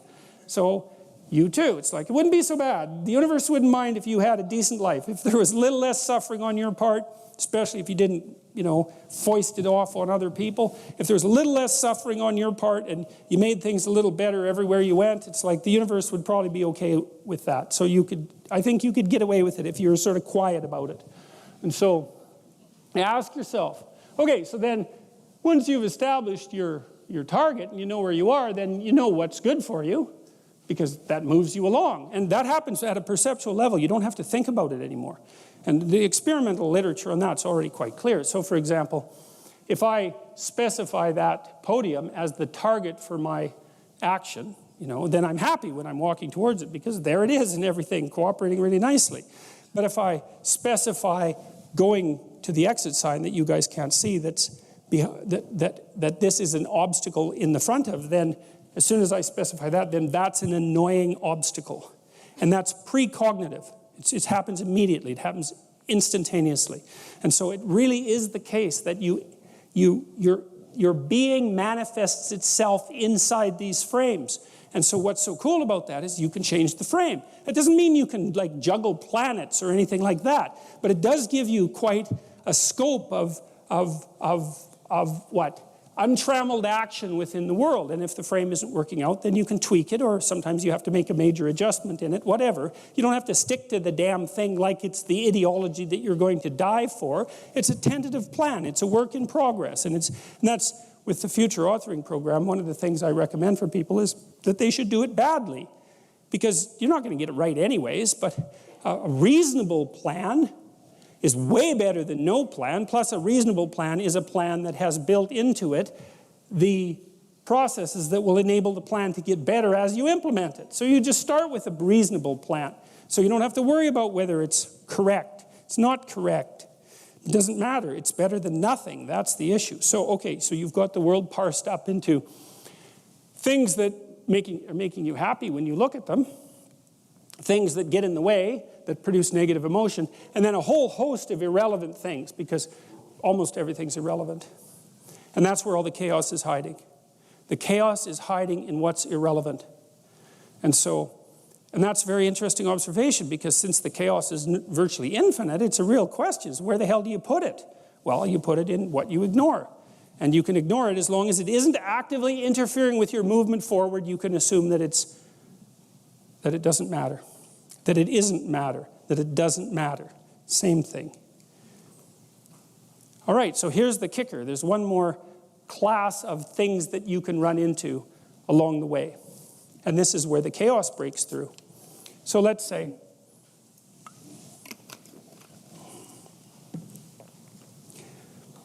you're moving from point A to point B, and something that you don't expect occurs.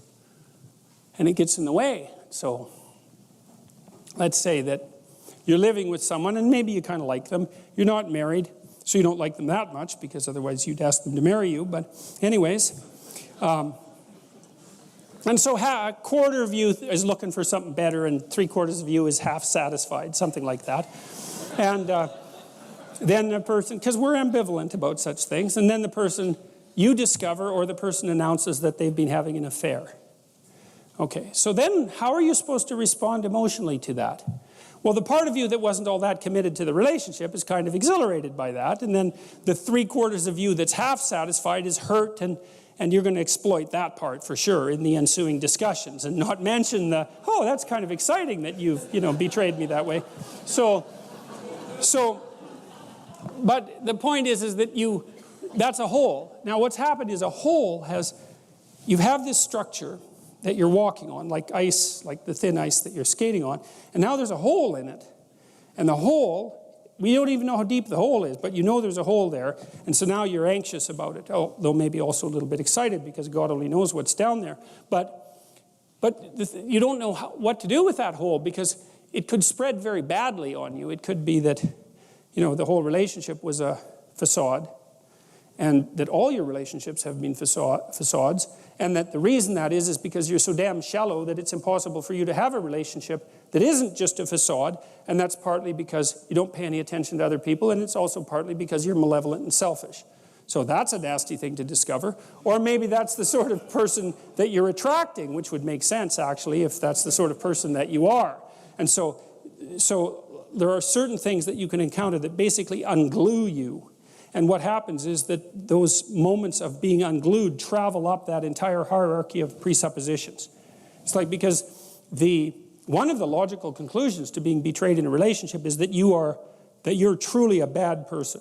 Now, another equally logical conclusion is that the person that you're with is really a bad person, and another logical conclusion is all people are truly bad people. You know, I mean, in macro ways and in micro ways, you can't trust anyone. You can't trust women, you can't trust men, you can't trust human beings, you can't trust yourself. The whole place is a catastrophe. It's a nightmare. Well, then you can fall through into chaos. Now, the way your body responds to that, when something, or maybe, you know, you're supposed to be getting a promotion at work. That's good. You're all chipper about the promotion at work, and you walk into your boss's office because he or she wants to see you, and they say, well, you know, we've reviewed your performance over the last few years, and your performance has been somewhere between mediocre and decent, and we're downsizing, and see you later. That's not a raise or a promotion, that's for sure. That's a hole that you fall into. And the question is, well, what do you make of that, right? How do you frame that? How do you take that emergent chaos and make habitable order out of it? You don't know. Is the whole capitalist system rotten to the core? I mean, that's a convenient explanation under those circumstances, that's for sure. Were you working for a psychopathic son of a bitch? Did you make the wrong choice in university, and was that your father's fault because you never did what you want, or was it your fault for not standing up to him? Or is it a dying industry, or is maybe this a wake-up call that you should go do something else that you've been waiting to do, you know, that you've actually wanted to do your whole life, and that's why you're doing such a miserable job at your current occupation because you're bitter and resentful about the fact that you never did what you want? I mean, you don't know. It's all of those things at once. And that's very stressful because all of those things at once is too many things. And that's the reemergence of chaos. That's the flood. That's the return to the beginning of the cosmos. That's another way that it's been represented mythologically. It's that you voyage all the way back to the beginning of the cosmos when there's nothing but undifferentiated chaos. And that's what you're confronting. And maybe it's too much for you. And often it is. I mean, that can be traumatizing. It can hurt your brain. You know, it's just too much for you to bear. But it doesn't matter. You're stuck with it. And so how do you respond to that? Well, some of it is catastrophic negative emotion. You freeze, and that's protective. And maybe you don't even want to move. You don't want to bloody well get out of bed for a week. And that's because your body is reacting as if the bedroom floor is covered with snakes, and the best thing for you to do is just not move. Just freeze. Not a pleasant situation to be in because you're hyper-aroused. Very, very physiologically demanding, and there's zero about it that's productive, except maybe the snakes won't see you. But they've already seen you, so that isn't helping very well. So you've got all this undifferentiated negative emotion, anxiety, fear, hurt, anger, guilt, shame, emotional pain, the whole plethora of catastrophes. And then maybe on the other side, lurking down there is, thank God I'm done with that job. I just bloody well hate it. I drag myself off to work every day. And there's a little part of my soul that's so goddamn happy I finally got fired that I can hardly stand it. You know, and maybe you don't even admit that to yourself because, well, that would mean that all that time you spent at the job was just sunk cost. You're deluding yourself the whole time. It is an interesting thing to consider, though, sometimes if you're in the unpleasant circumstance of having to fire someone. You know, sometimes firing someone is the best thing that can happen to them, which doesn't mean that you should go out and, like, enjoy it. Although I have met very disagreeable people who actually enjoyed firing people. I'll tell you a story about that at some point because it's quite interesting. But, you know, sometimes if someone's just limping along in their job and doing it as miserably and wretchedly as they possibly can imagine, the best thing you can do to them, for them, is to say, you know, you're failing at this. And that doesn't necessarily mean that you would have to be failing at absolutely everything else in the entire world. So maybe you should just accept the damn failure and go off and try something new. And I mean, that's terrifying for people, and I know they hate it and all that, but sometimes it's better than the alternative, which is just slow, torturous death. So here's a funny way of looking at it. So let's say you fall right into that hole that's underneath everything, and you've hit an anomaly that you don't understand. You say, what's that anomaly made out of? Exactly. I know that's a strange way of thinking about it, you know, because it's not, well, you could say, we'll just go along with that. It's a metaphor. What's that anomaly made out of? Well, here's a way of thinking about it. It's made out of spirit and matter. And here's why. This is something I learned in part from Piaget. He said, well, it's made out of matter because, of course, that's the world, matter. And the world is also what matters. And so that's kind of a nice duality there. But it's made out of spirit because when you encounter something anomalous and go down the rabbit hole, when you go into the underworld that's underneath everything that you've relied on, you learn things down there. So what's down there is information. And that now it's maybe way more information than you want, but it is information. It's information. And what can you do with the information? You can inform yourself with the information, right? You can put yourself in formation with the information. That's helpful too. And you think, well, you're a psyche. Maybe you're not a spirit. It depends on, whether you're a materialist or not, but at least we can say that you're a psyche. The question is, what's your psyche made of? Well, it's obviously got a material substrate. But the matter happens to be arrayed in a particular order, and that's an information order. And so when you fall into the underworld that's underneath everything and you encounter that latent information, then what you can do is enhance your psyche. You can grow your spirit, because what you do is you take the new information and you incorporate it. That's like eating the apple that Adam and Eve ate. You incorporate that, and that makes more of you. And that's not a metaphorical or a metaphysical proposition. It's to say nothing other than, well, that's what happens when children learn. You think of what happens. Child's 3, has a pretty low-resolution representation of the world, and is a fairly low-resolution human being.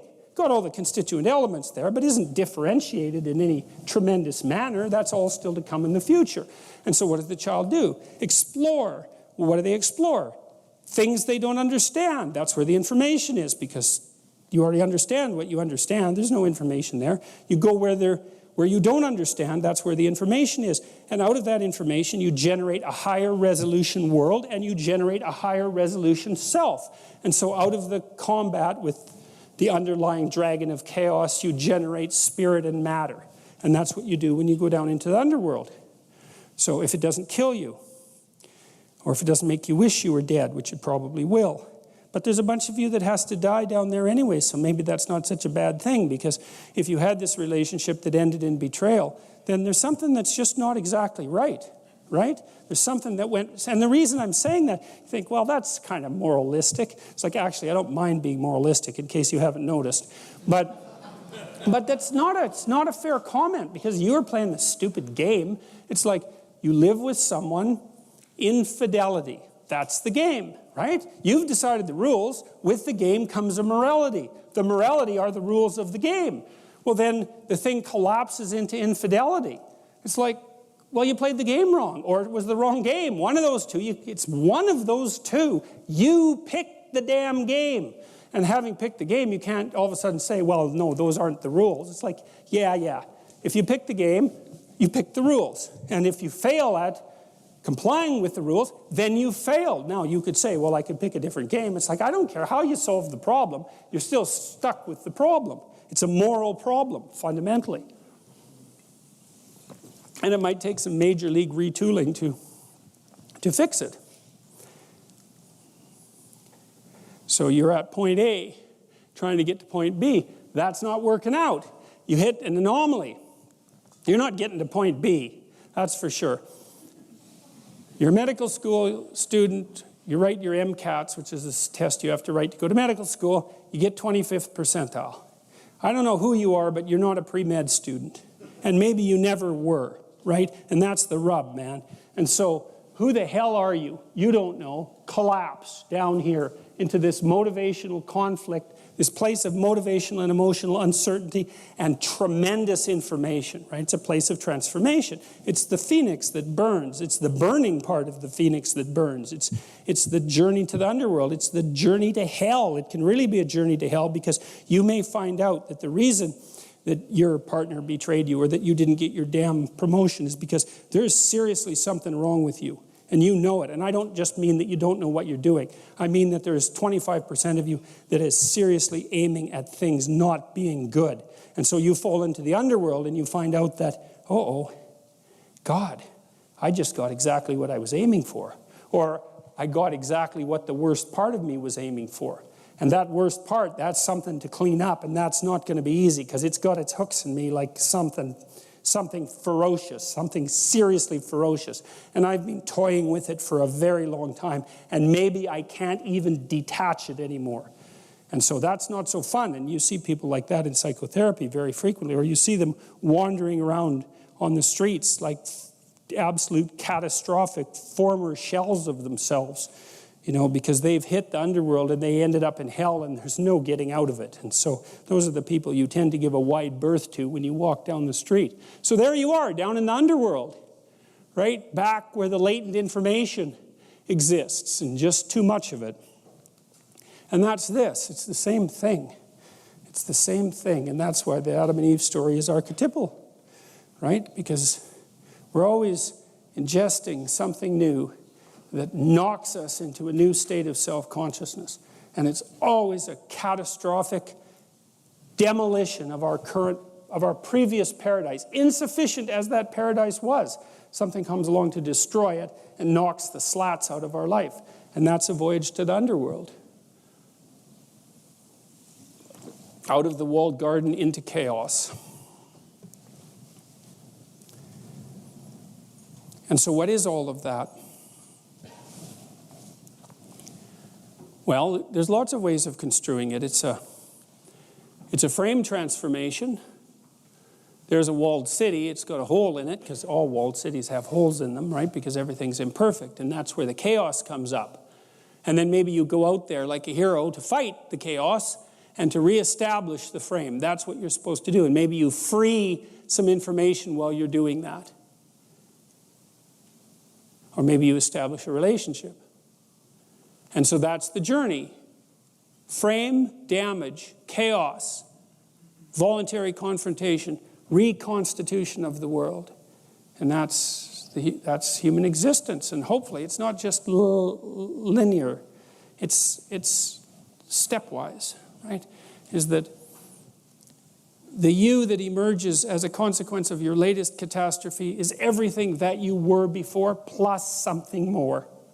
And that actually constitutes what you might describe as measurable progress, right? And that's another argument against moral relativism, because if you can do everything that you could do before and you can do some more things, we could just define that as better. It's not a bad definition. And then we have an up. It's like what you're trying to do is to differentiate the world and differentiate yourself. And every time you undergo one of these revolutions, then hopefully both of those things happen. And then there's a moral to that story too, which is do it voluntarily, and maybe do it. Don't wait for it to happen catastrophically. Keep your eyes open. And when something goes a little bit wrong that you could fix it. Don't say, no, that doesn't matter.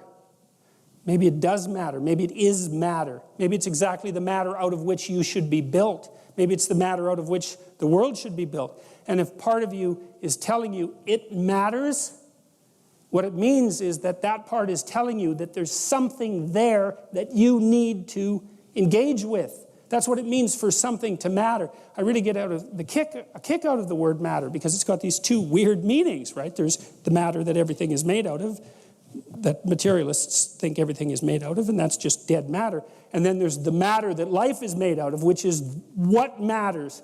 And now and then you're moving through life and something matters. It's calling to you. And that's the unrevealed world trying to reveal itself to you. And all you have to do is allow it to reveal itself to you. And then maybe what happens is that a minor shift in shape is all that has to happen to you. You don't have to burn right down to the bloody egg and hatch out, as a newborn. Maybe you can just repair a little bit of something that's gone wrong with you. And so you can undergo a sequence of continual micro-deaths instead of waiting for the bloody catastrophe that might send you so far down that you'll never recover. And all you have to do is attend to what matters. And your whole nervous system it's doing this for you. You've got a goal. Something happens, it matters. So what are you supposed to do with that? You're supposed to fix it. You're supposed to engage with it. That's why it's calling out to you as if it matters. It's saying there's an indeterminate part of the world here that wants to manifest itself into fully articulated being. And it's calling to you to do that. And if you ignore it, then it accumulates. And if it accumulates, it turns into the dragon of chaos. And then it waits until you're not at your best, and then it eats you. And that's the alternative. So that seems like a bad plan, unless you like being lunch meat. So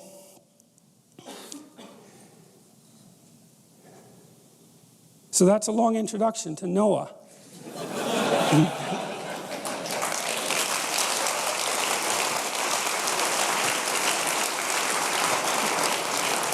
But you need it, because you can't understand the story otherwise. And so, because that's what this story's about. And now we can go through the story relatively rapidly, although it doesn't look like we'll go through all of it tonight. Okay, so we'll start with the next section of Genesis. And this is immediately after Cain and Abel. And there's a short story to begin with, just a fragment. I called it Giants of the Earth. And it came to pass when men began to multiply on the face of the earth, so this is after Cain and Abel, and daughters were born unto them, that the sons of God saw the daughters of men, that they were fair, and took them wives of all which they chose. And the Lord said, My spirit shall not always strive with man, for that he is also flesh, yet his days will be 120 years. There were giants in the earth in those days, and also after that, when the sons of God came in unto the daughters of men, and they bare children to them, the same became mighty men which were of old, men of renown. Now there's been all sorts of attempts to interpret those few rather jumbled lines, but I see it as a reflection of a classic development of hero mythology, which is, and this is sort of nostalgia for the past. One of the things Mircea Eliade pointed out was that what happens to human memory in pre-literate cultures, because nothing is written down, is that what needs to be preserved gets amalgamated. And so imagine that you have a culture that's based on fishing, we'll say. So you have to be a good fisherman, and human beings who use simple tools to fish are unbelievably good fishermen. They know every bloody thing you can possibly imagine about fish, because otherwise they die. So it's really important that they learn everything about fish. And maybe they've been fishing for like 13,000 years or something like that. So there's a lot of accumulated knowledge. And so then the question is, well, who taught mankind how to fish? And the answer is fragments of individuals across history. But that's, you're not going to remember the damn fragments. You put them all together into the amalgam of the heroic fisherman, the guy who established the pattern for proper fishing, whatever that pattern happens to be. One of the patterns might be, don't take all the damn fish because there won't be any for the next year, or something like that. But all those fragments of discovery get amalgamated into heroes of the past. And then what you do if you're a fisherman is you act out the heroic fisherman of the past. And so the idea that there were men of renown or heroes in the past is just a fragmentary, what would you call? It's just a fragment of that sequence of ideas. That back in the past there were mighty human beings who established the proper patterns of being. And they were the sons of God who took the daughters of men to wife. Now, and it's interesting too, because we do know that the more competent men are disproportionately likely to leave offspring. So it's a perfectly reasonable way of formulating the circumstance. On to the flood. This is from Mircea Eliade, who wrote a book called A History of Religious Ideas, which I would strongly recommend. It's a 3-volume set. It's quite readable, and it's brilliant. It's brilliant. I really like it. And this is what Mircea Eliade had to say about flood myths. As has been well known since the compilations made by R. Andre, H. Usner, and J.G. Fraser, who wrote The Golden Bough, the deluge myth, the flood myth, is almost universally disseminated. It is documented on all the continents, although very rarely in Africa, particularly in the desert, unsurprisingly. And on various cultural levels. A certain number of variants seem to be the result of dissemination rather than spontaneous regeneration, let's say, first from Mesopotamia and then from India. It is equally possible that one or several diluvial catastrophes gave rise to fabulous narratives, but it would be risky to explain so widespread a myth by phenomena of which no geological traces has been found. Well, Eliade wrote this quite a while ago. I think he wrote that book perhaps in the 80s, maybe in the 70s. But since then, there actually has been quite a bit of evidence advanced in various circles for the existence of catastrophic floods that occurred within the relative human civilization memory, let's say. So the West Coast Indians, for example, I suppose that's the wrong word. The West Coast, I don't know what to say either. I know Kwakwaka'wakw Carver, who told me a flood story, and they have a story that's almost identical to the story of Noah, except, of course, it involves giant canoes. But it's the same story.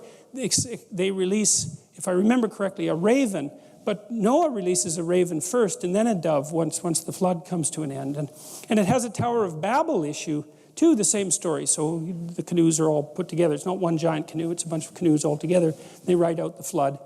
And then the canoes separate and go all over the world, and that's why there are people all over the world. So anyways, the story is very widely disseminated.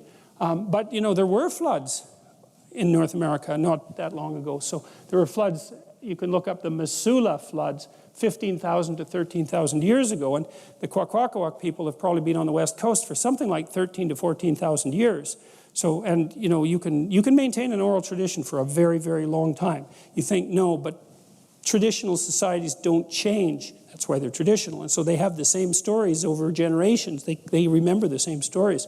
So when the Missoula floods, which were a consequence of melting glacial ice, discharged up to, they figure there were 55 of them between 15,000 and 13,000 years ago, discharged volumes up to 15 times the volume of the Amazon River. So these are major league floods.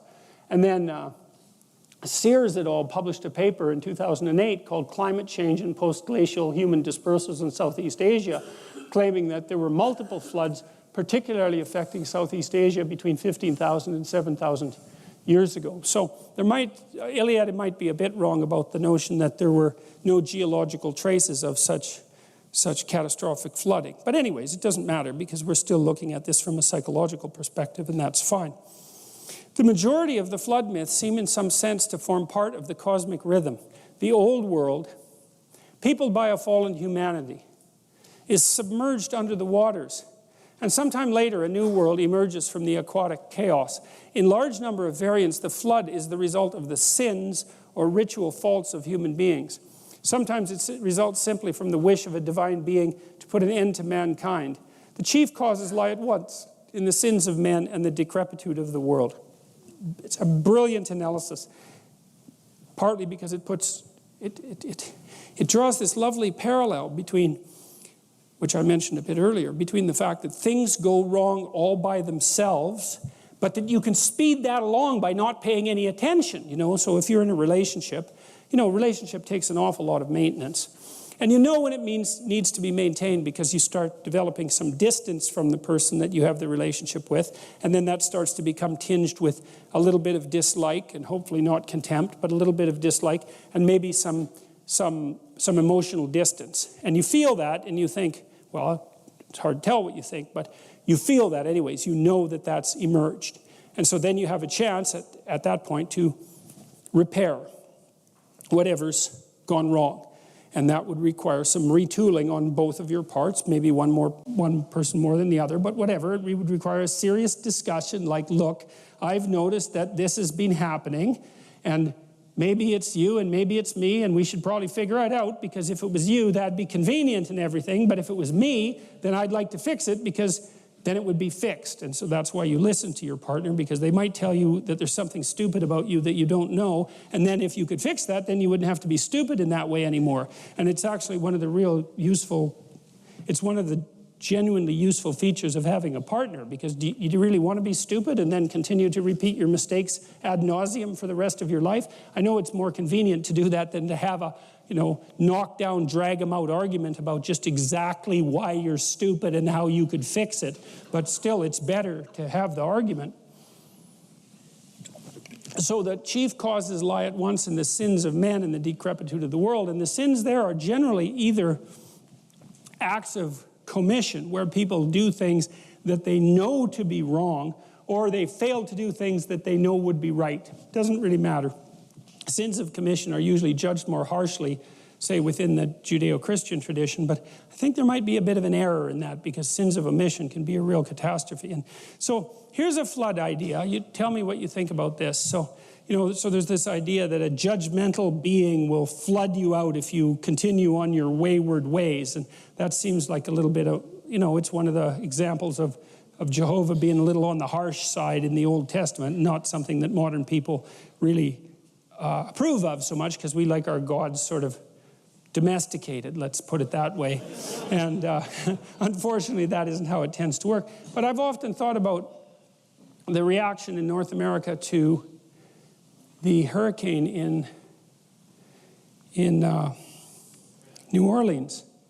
Because there's two ways of reading that, right? One is Mother Nature has a little fit and sends a hurricane into New Orleans and wipes everyone out. And isn't that a catastrophe? And isn't that an example of our fragility in the face of natural power? But there's another way of reading it. Maybe this is unfair, but it'll do for the purpose of illustration. It's like, the Dutch build dikes, right, to keep the ocean back. And they're actually pretty effective at that because their country is mostly underwater. And it turns out that if you go to Holland, it's actually not underwater.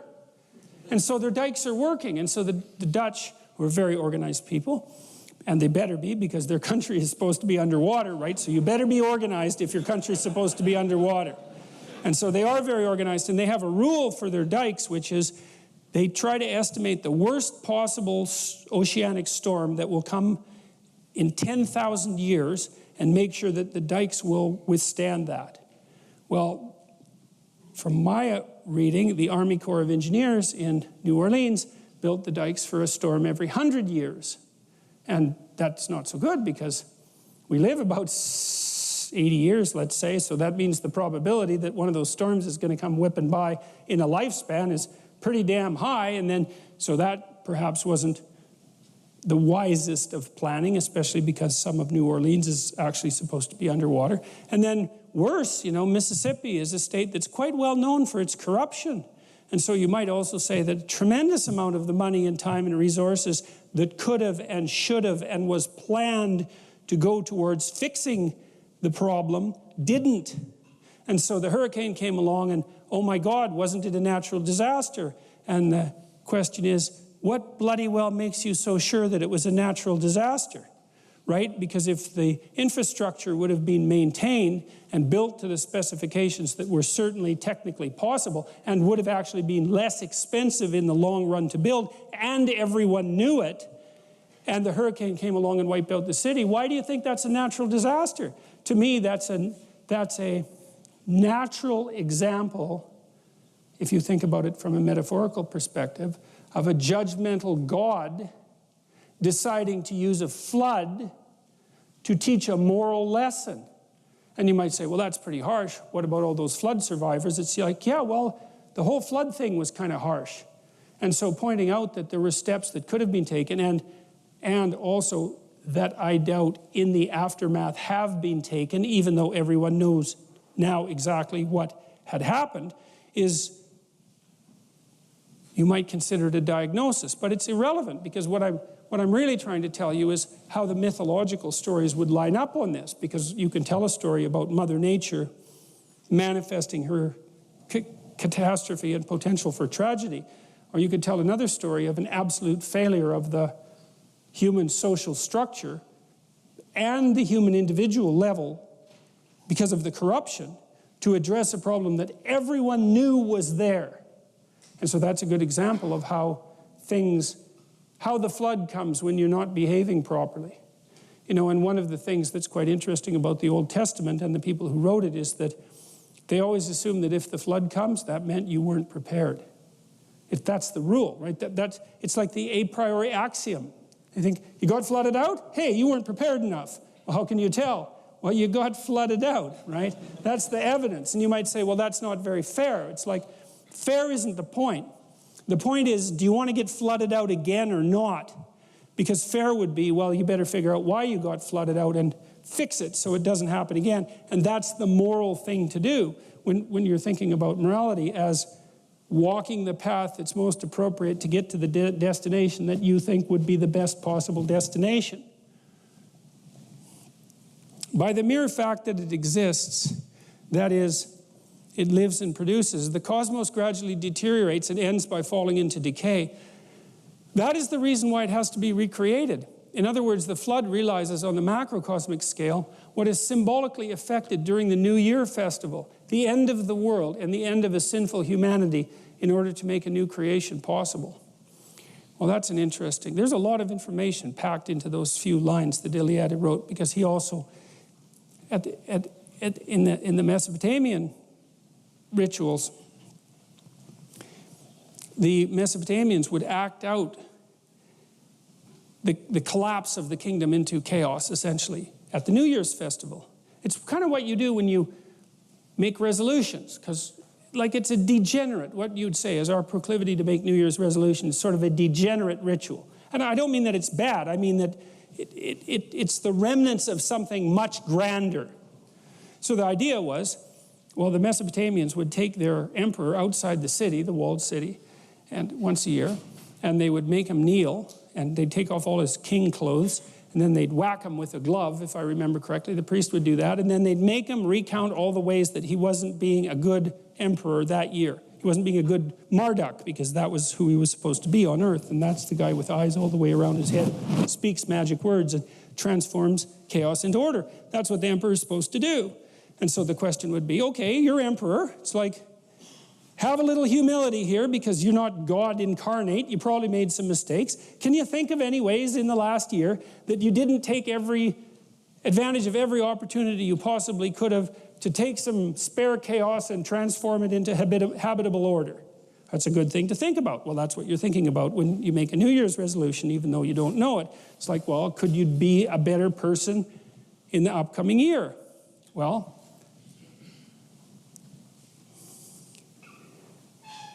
you can imagine the flood, and then you can set yourself straight, and then you can prepare for it. And that means maybe you can stave it off, but it also means that maybe even if you don't stave it off, you could ride it out. And that's actually the story of Noah. Because what happens with Noah is that he can see that things are not good, and that there's a flood coming. And God is maybe letting him know.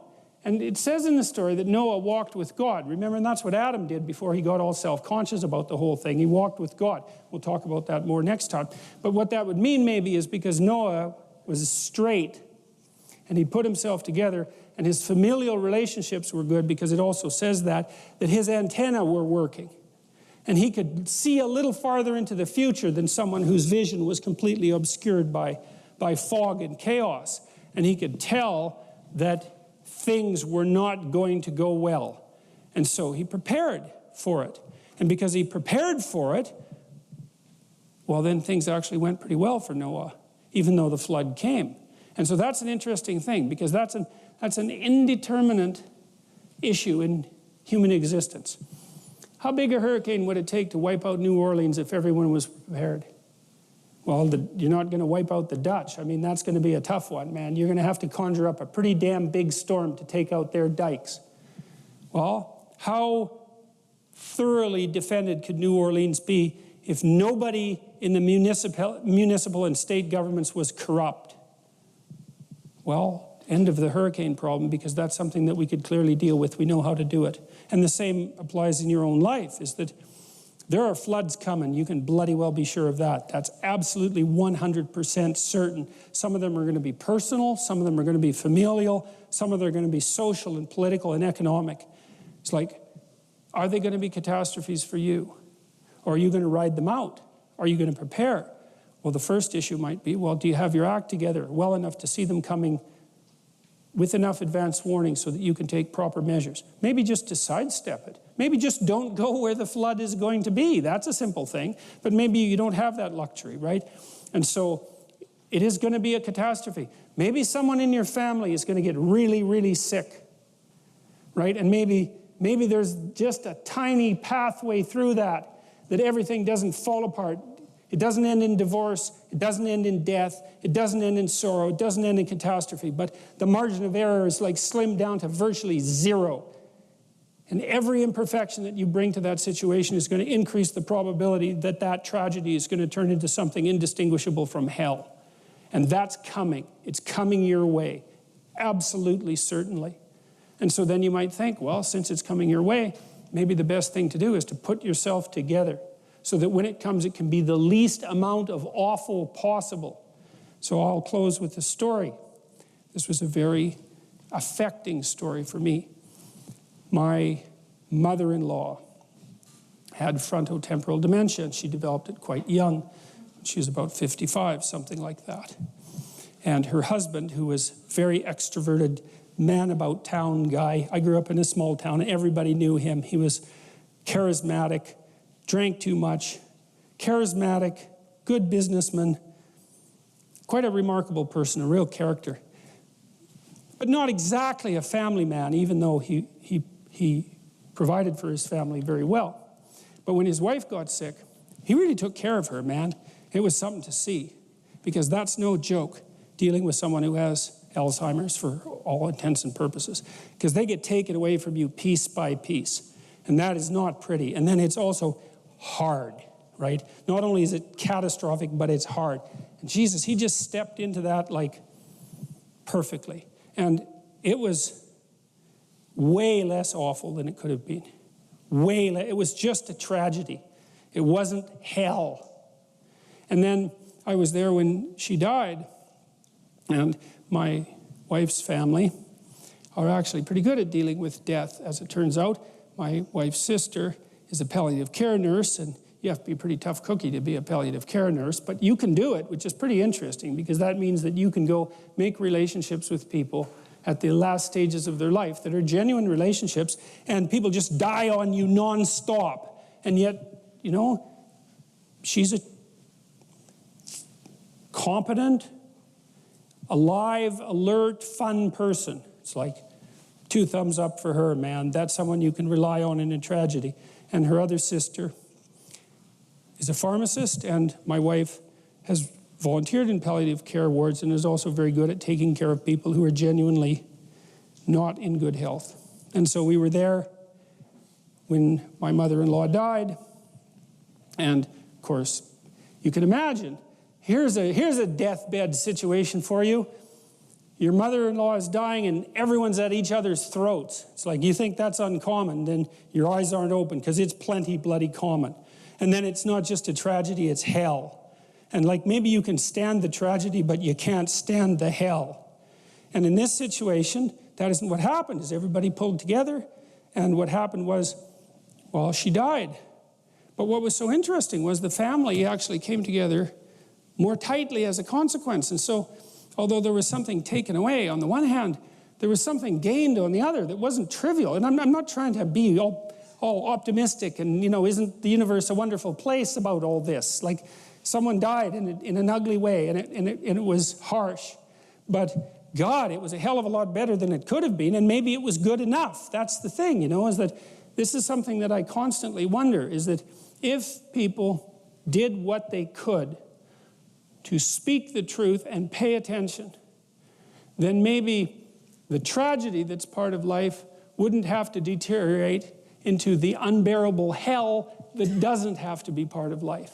And maybe we could actually tolerate the tragedy, or maybe we could even rise above it, or maybe we could even mitigate it, you know, because we do that sort of thing all the time. And so it's always an open question. And the Iliad had put it very well. Are the floods the consequence of the fact that things fall apart? Or are the floods a consequence of the fact that people make mistakes that they know they shouldn't make and make anyways? They sin, right? And that's to miss the mark, right? Because that's an archery term, to sin. And that means maybe they don't even specify the damn target, which is really, you're not going to hit it unless you specify it. Or having specified it, they just say, oh, to hell with it.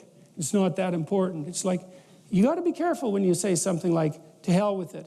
It's not that important.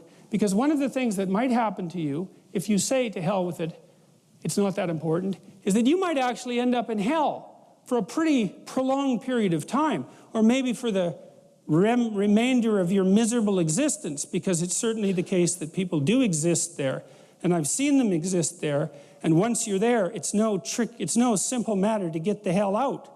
And so it might matter that the things that matter get addressed, It might matter that you do what you can to walk with God. Like I said, we'll talk more about that next time.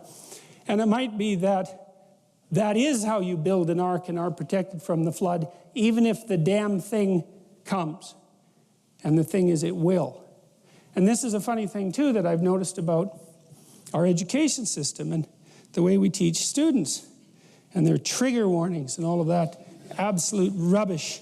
I think in most of my lectures, I'd have to have a trigger warning every 15 seconds. So, as I tell my students when they're young, it's like, look, don't fool yourself.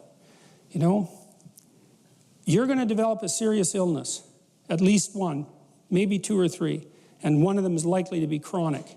And if it isn't you, it's going to be someone you love. It's going to be your husband, it's going to be your parent, it's going to be your kids. That's coming. And so is a lot of death and pain. And so, like, just exactly what sort of person are you going to be when that shows up? And that's the right question. It isn't, how are you going to be happy in your life? It's like, good luck with that. It's a stupid ambition anyways, as far as I'm concerned, because it's too shallow. You know, happiness, you're lucky. That comes and goes like the sun coming out from behind a cloud. If you're happy, man, more power to you. Enjoy it. Enjoy it. It's a gift from the cosmos to be happy. But a pursuit, no, the pursuit is when the damn flood comes, you want to be the person who built the ark. And that's what the story of Noah is about. And the thing is, the flood is always coming. And that's another thing that's worth commenting on with regards to this story is, you know, there's an apocalyptic element to the Judeo-Christian tradition.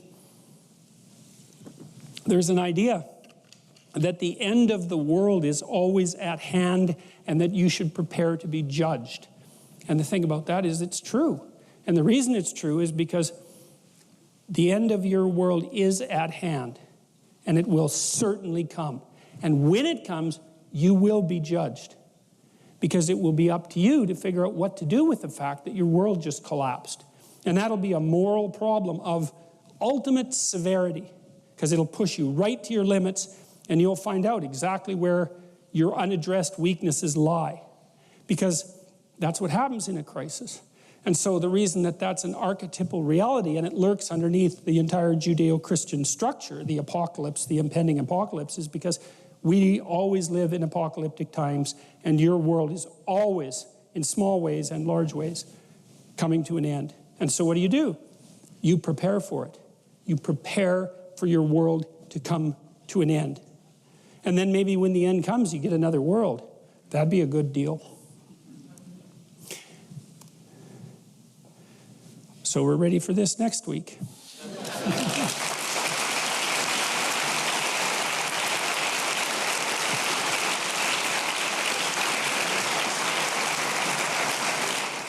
My question was regarding the online university you plan to create and the plans you have for that. And we spoke briefly last week, and I wanted to ask you, how can a student such as myself get involved with this process? Yeah, well, an online university, that's perhaps a grandiose ambition, right? But one of the things that, so here's my rationale. You know, lots of things have dramatically transformed in the last 20 years, and whole swaths of enterprise has been wiped out. And that's happening at a more and more rapid rate as our technology progresses. Right now, newspapers are in the process of dying. I actually think they're in the process of committing suicide, but they're in the process of dying. And that's going to happen very rapidly. I think the Globe and Mail lost 10% of its readership in the last 3 months, something like that. And so what happens is that new technologies come along to supplant the old technologies. And I've watched a number of businesses fail, some large businesses. I knew some people who worked at Digital Equipment Corporation when it was failing, and I've had some inside track into failing businesses, and I see when they start to fail, the failure process tends to tip and then accelerate. It can happen unbelievably quickly. And this is what it looks to me, this is how it looks to me in relationship to the universities, especially in the US, although not only, especially in the humanities, although not only. So, number one. So recorded 3 years of my personality lectures, say. So let's say I have 3 years of lectures on Freud. Now, what I should do with those, I think, is edit them into one really good lecture on Freud. And then stop giving that lecture, because why would I give that lecture again? Because I've already given it, and it's edited, and it's in good shape. And if it's a really good lecture, then why does someone else have to give the lecture? Or why does 300 other people have to give a lecture on Freud? You know what I mean? What's going to happen is there's going to be some really good lectures on subjects, and that's all that people are going to need or want, because the internet tends to move things towards winner take all very, very rapidly. And so it seems to me that we're already at a point technologically where we could identify 100 things that people really need to know and do a sequence of lectures on those things that were outstanding, and then they could be updated and added to, but then it's like it's a done game, and it's free. So I started thinking about this last year when I noticed that my psychology lectures had 1 million views, and that was last April, and I thought, that's amazing, 1 million views. It's like, what the hell? I don't know what to make of that. That's the kind of best-selling book that you never write, because no one ever writes a best-selling book. So 1 million views, that's something to pay attention to, and now it's way more than that. But there's videos and podcasts, and that means that people can listen when they're doing other things too, and so that's really cool. And maybe people can listen better than they can read. That's a real possibility, because we've only been reading silently for about, well, most of humanity for less than 100 years. And virtually no one could read silently 500 years ago. It's a really new skill, and so maybe we're better at listening. And so all of a sudden there's the possibility of disseminating high-quality educational material, highly produced, highly vetted, to millions of people for nothing. Well, how are you going to compete with that? Then it's worse, because the humanities, which have become completely degenerated, almost completely degenerate in my estimation, have abandoned their valuable intellectual property, which is the collective wisdom, at least for the West, of Western civilization. It's just sitting there. Someone might as well steal it back. And then there's the student loan debacle in the United States, if that's pronounced properly. Debacle? Debacle? Okay. Obviously, I've read that word more than said it. And so, I had a guy write me today, and he asked if he should go to a private college for $22,000 a year to pursue an undergraduate in psychology, so that he could get into clinical graduate school or go to another university, the state university, for far less. I told him to go to the state university because it's the wise economic decision. But, it doesn't seem to me that it's reasonable at all to load people up when they're 22 with $100,000 in student debt that they cannot declare bankruptcy for. It's indentured servitude. And to load up people when they're 22 or 23 with debt of that magnitude, it's like, well, how the hell are they going to be entrepreneurs? How are you going to take a risk with a $100,000 debt load? And who's going to marry you? Well, really, Jesus, because another story I heard recently was, well, I just got married to my partner. She brought into the marriage $120,000 in student debt. It's like, oh my God, it's like, that's crippling, man. Like, once you're making a substantial amount of money, if you're fortunate, maybe you're in your 40s, you could handle a debt load like that, but in your 20s, it's just crippling. So, the tuition fees have ratcheted up like mad in the last 30 years. The colleges and universities have become unbelievably administratively top-heavy. They're regulated to death by the legislative system. So there's ethics committees, which are so counterproductive that it's just unbelievable.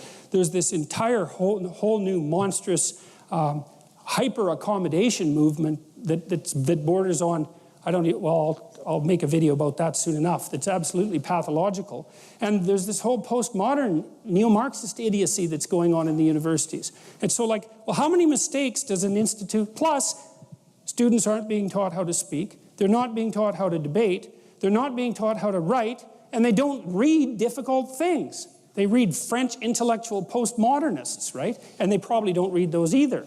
They read they skim secondarily derived papers about French intellectual postmodernists from the 1970s. And the standards have been lowered because there's too many people pursuing higher education. And so I think, okay, there's 8 dimensions of success, and on every single dimension there's failure. The system's done. And so the vision would be, why not provide everybody in the world with high quality education in the humanities for like 1/50th the cost? You can charge for accreditation. That's a whole separate issue, right, accreditation. But the resources, it's like, why not make them available to everyone? So that's the plan. I mean, I don't know if I can do it or not, but it's partly what I'm doing with this biblical lecture series. It's sort of putting my toe in the water. But I have a plan, and I have some good programmers who are willing to help, and there's lots of people out there that would help. God, I'm being flooded with offers of help. I'd love to take people up on the offers, but it's not that easy to get someone to help you do something, you know. So that'd be the plan. It's like, so what would the plan be? Give people a high-quality education in the classic humanities. Teach them how to speak and write. Accredit them for 1/10 the current cost. And do it with millions of people instead of tens of thousands. So if you don't mind me asking, what plans do you have for the accreditation side where people can show something for what the time they spent watching? Well, one of the things that I would do, for example, is imagine that you were in a course. And so you have to take an exam. Let's say it's a multiple choice exam just for the sake of argument, because they're simpler. The writing issue is a separate problem. Well, so one of the things that you would do if you enrolled in the course is generate multiple choice questions. That'd be one of your assignments. Here's a lecture, generate 10 multiple choice questions. Now you got 1,000 people generating 10 multiple choice questions. Well, then you can do, there are statistical procedures that help you figure out what valid multiple choice questions are. You could have people vote on them for that matter if you put them on a website. Assignment number 2, here's 100 multiple choice questions. Pick the 10 that you think are most representative of the knowledge that you've acquired. Get 100 people to do that. So you get crowdsource the test construction. And then you could keep making the test better and better as well, because you could build that. I'd like to build a system so that it was self-improving with a minimum of administrative interference. And so then what would happen is that as you got accredited, so you start writing exams and maybe you write more and more of them, then you'd start to buy voting power with regards to the content of the courses, and maybe even the right to produce courses to put them up online. So it's something like that. But our strategy would be to build, we want to build a system that's basically autonomous and self-improving right from the beginning. So minimum of administrative overhead, extremely low cost, widespread availability, crowdsourced in its structure, and autonomously self-improving. I think we can do that. I don't know if I can do it, but I think we have the technology to do that. And then you think, well, so here's the plan, you know, because I'm always thinking of the point B. What's a good thing to do with life? Well, the good thing to do with your life is the most difficult goddamn thing you can think of that would do the most possible good. That'll get you up in the morning. And so, because you think, why should I get up in the morning? It's like, well, you know, I've got 50 million people to educate. Hey, that'll do it. Really, you know, that'll overcome a lot of angst, that sort of thinking. So, well, so it seems to me that it's inevitable. Now, whether or not I can do it, that's a whole different story, but I can certainly start it. And I'm going to start it. My partner, my business partner, the guy who helped me develop the self-authoring program, which thousands of people are using that now. And we've helped tens of thousands of students now stay in universities, so that's really cool. Well, maybe not, given the state of the universities, but I'm contributing to the problem. But, you know, but they're sticking out their plans. That's the point. They're actually making plans and sticking them out. So I think that we can, and we know how to start small because the way to build a big system is to build a small system that works and then scale it. And so I've been talking with my partner. His name is Daniel Higgins. I have another partner, Bob Peel, who used to be my graduate supervisor at McGill, and we've been working on this sort of thing for about 25 years, and our goal has been right from the beginning to build low-cost, high-quality psychoeducational interventions and bring them to as wide a market as possible. So, and Daniel in particular has devoted most of his life to doing that. It's been about 20 years now. So well, that's a sketch of it. I'll outline more of it on the web at some point, but that's kind of what we've been deciding, what we've been planning to do. All right, thank you very much. Yep. Hello. When you were on the Rubin Report not too long ago, in that discussion, you mentioned how use of psilocybin straightens people out and can produce these transcendent experiences, which is jarring for a person who may have I should have never mentioned that on the Rubin Report, obviously. Which, for someone who became a Christian as a result of their only time doing magic mushrooms, that's a jarring piece of information. I was just wondering if you could expand on what you find intriguing about religious experience and what we can know about the transcendent from them, if anything.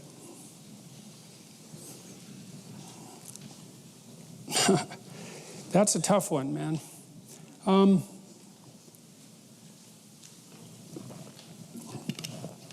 The relationship between entheogenic use, let's say, which is sometimes what those chemicals are described, and religious experience is unspecified, but it looks like it's profound. There was a man named Gordon Wasson who wrote a book, if I remember correctly, called Soma.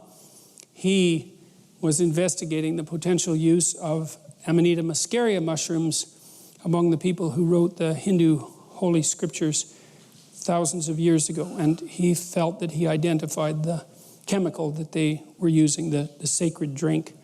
The use of ayahuasca and psilocybin mushrooms and so forth is well documented, particularly in North America, and the evidence, the empirical evidence that under certain conditions those chemicals can produce religious experiences is absolutely overwhelming. There's been good research done recently at Johns Hopkins looking at psilocybin, the first research that's been done on hallucinogens really in 30 years because people were so terrified of them in the 60s, and for good reason,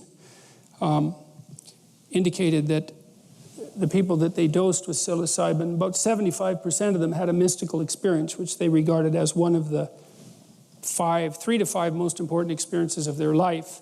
And a year later, were characterized by permanent personality transformation, which was an increase in trait openness of 1 standard deviation, which is a lot, by the way. It moves you from 50th percentile to 85th percentile, for example. It's a huge move.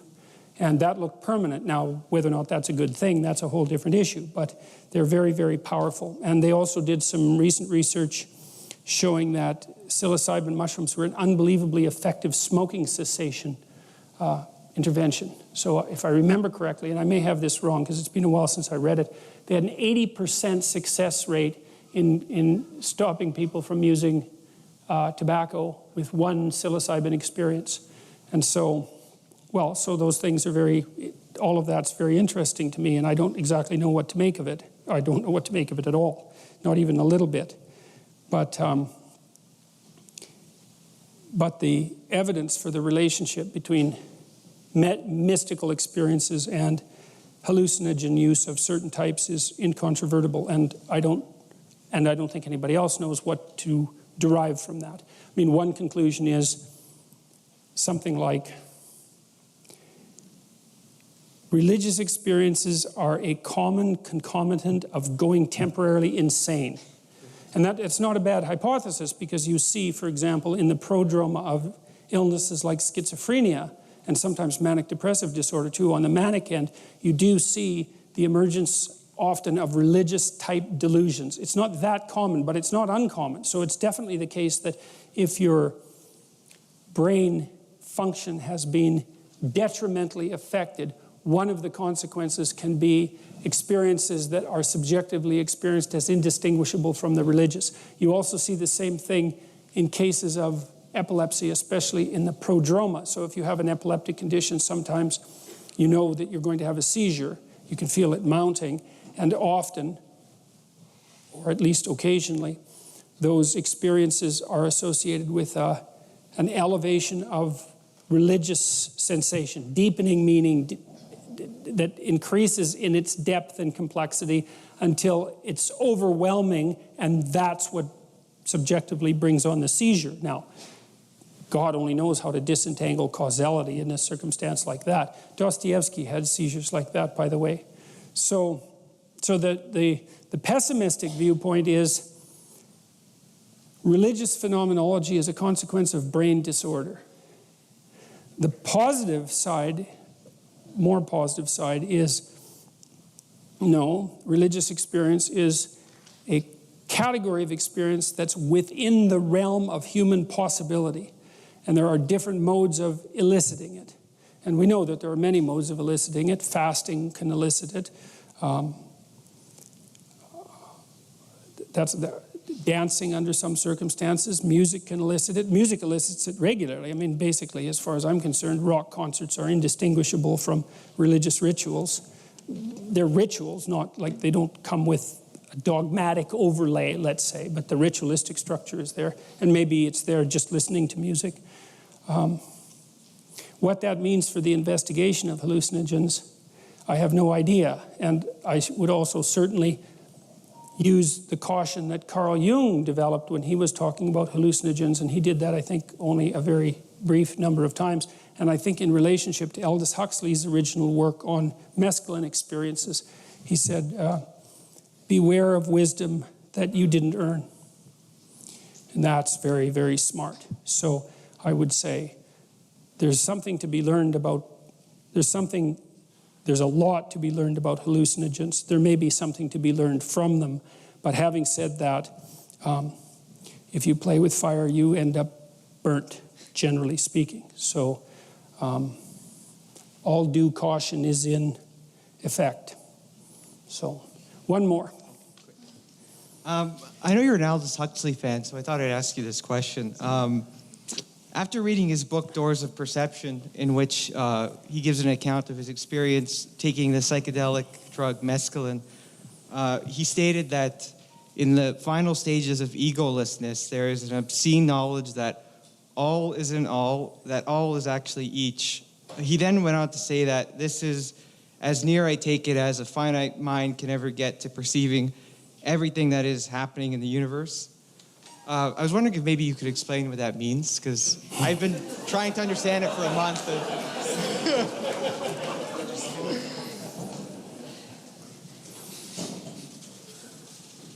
There was a neuroscientist a while back, whose name I don't remember, who had a stroke. And she, being a neuroscientist, was analyzing the neurological consequences of the stroke as it occurred. If I remember correctly, the stroke either temporarily or more permanently took out the function of large portions of her left hemisphere. And she had exactly that experience.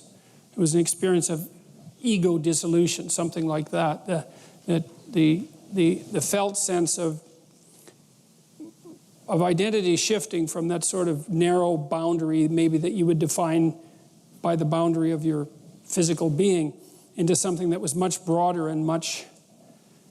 It gets hard to describe this without, degenerating into hippie poetry from 1967 very, very rapidly. But it's something like a sense of the underlying unity of consciousness. That might be one way of thinking about it. We don't know much about consciousness.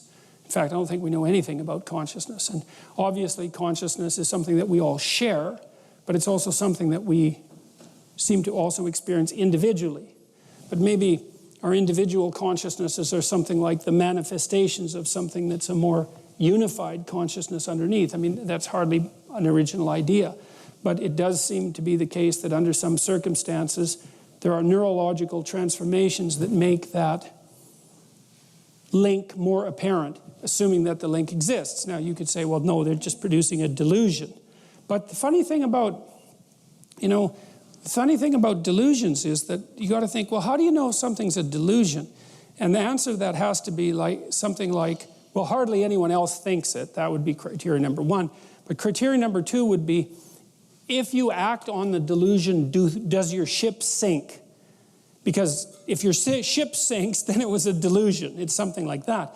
But if you act on your delusion and things get better, well, then maybe it wasn't a delusion. And there's no evidence from the psilocybin studies that have been conducted at Johns Hopkins that there was detrimental effects for the participants. And the participants certainly don't think that the effects were detrimental. So, and I've been hesitant to talk about any of this for obvious reasons. I'll tell you something really funny. I think it's funny anyways. I had Timothy Leary's old job at Harvard.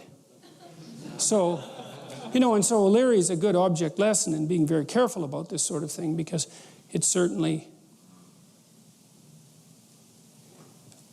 isn't obvious that his net effect was good. And I say that with some caution because Leary was a very smart person and he was very creative. But he got tangled up in that hallucinogenic madhouse, you know, that characterized the period from 1965 to about 1970. And it didn't seem to me that that was altogether a good thing. The thing is, we have these chemicals now in our culture. And people are experimenting with them like mad. And making them illegal doesn't seem to be working, in large part because I think there were 7 to 20 known psychoactive substances that were illegal in the year 2000. There's something like 400 now, because labs all over the world keep tweaking the molecules, right? Because molecule A is illegal, so chemists just shift it a little bit. Then they have a new hallucinogen, and which might be fine and might not be, because now and then you can produce a chemical that's unbelievably dangerous. Fentanyl, sort of like that. There was a drug a while back that I can't remember the name. It was an acronym. It was a fun drug. If you took it once, it gave you permanent, irreversible, total Parkinson's disease. So people would take it, and they were frozen, and that was it. So MPTP, I think it was called. So because it destroyed the same area of the brain that Parkinson's destroys, except it did it right away. So, you know, designer drugs, right? A little caution is in order. How we might approach the issue of hallucinogen use in a mature manner, well, that's a topic for an entirely other discussion. I'm not even necessarily sure that it can be approached that way, although I would say, at minimum, determining what it is that you're up to if you're going to experiment would be a good thing. Like, what is it exactly that you're serving? They're not party drugs. They're not for fun, right?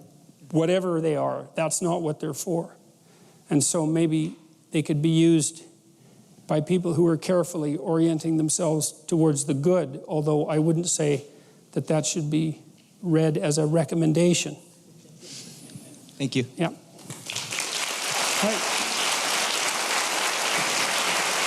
We'll see you next week. Thank you.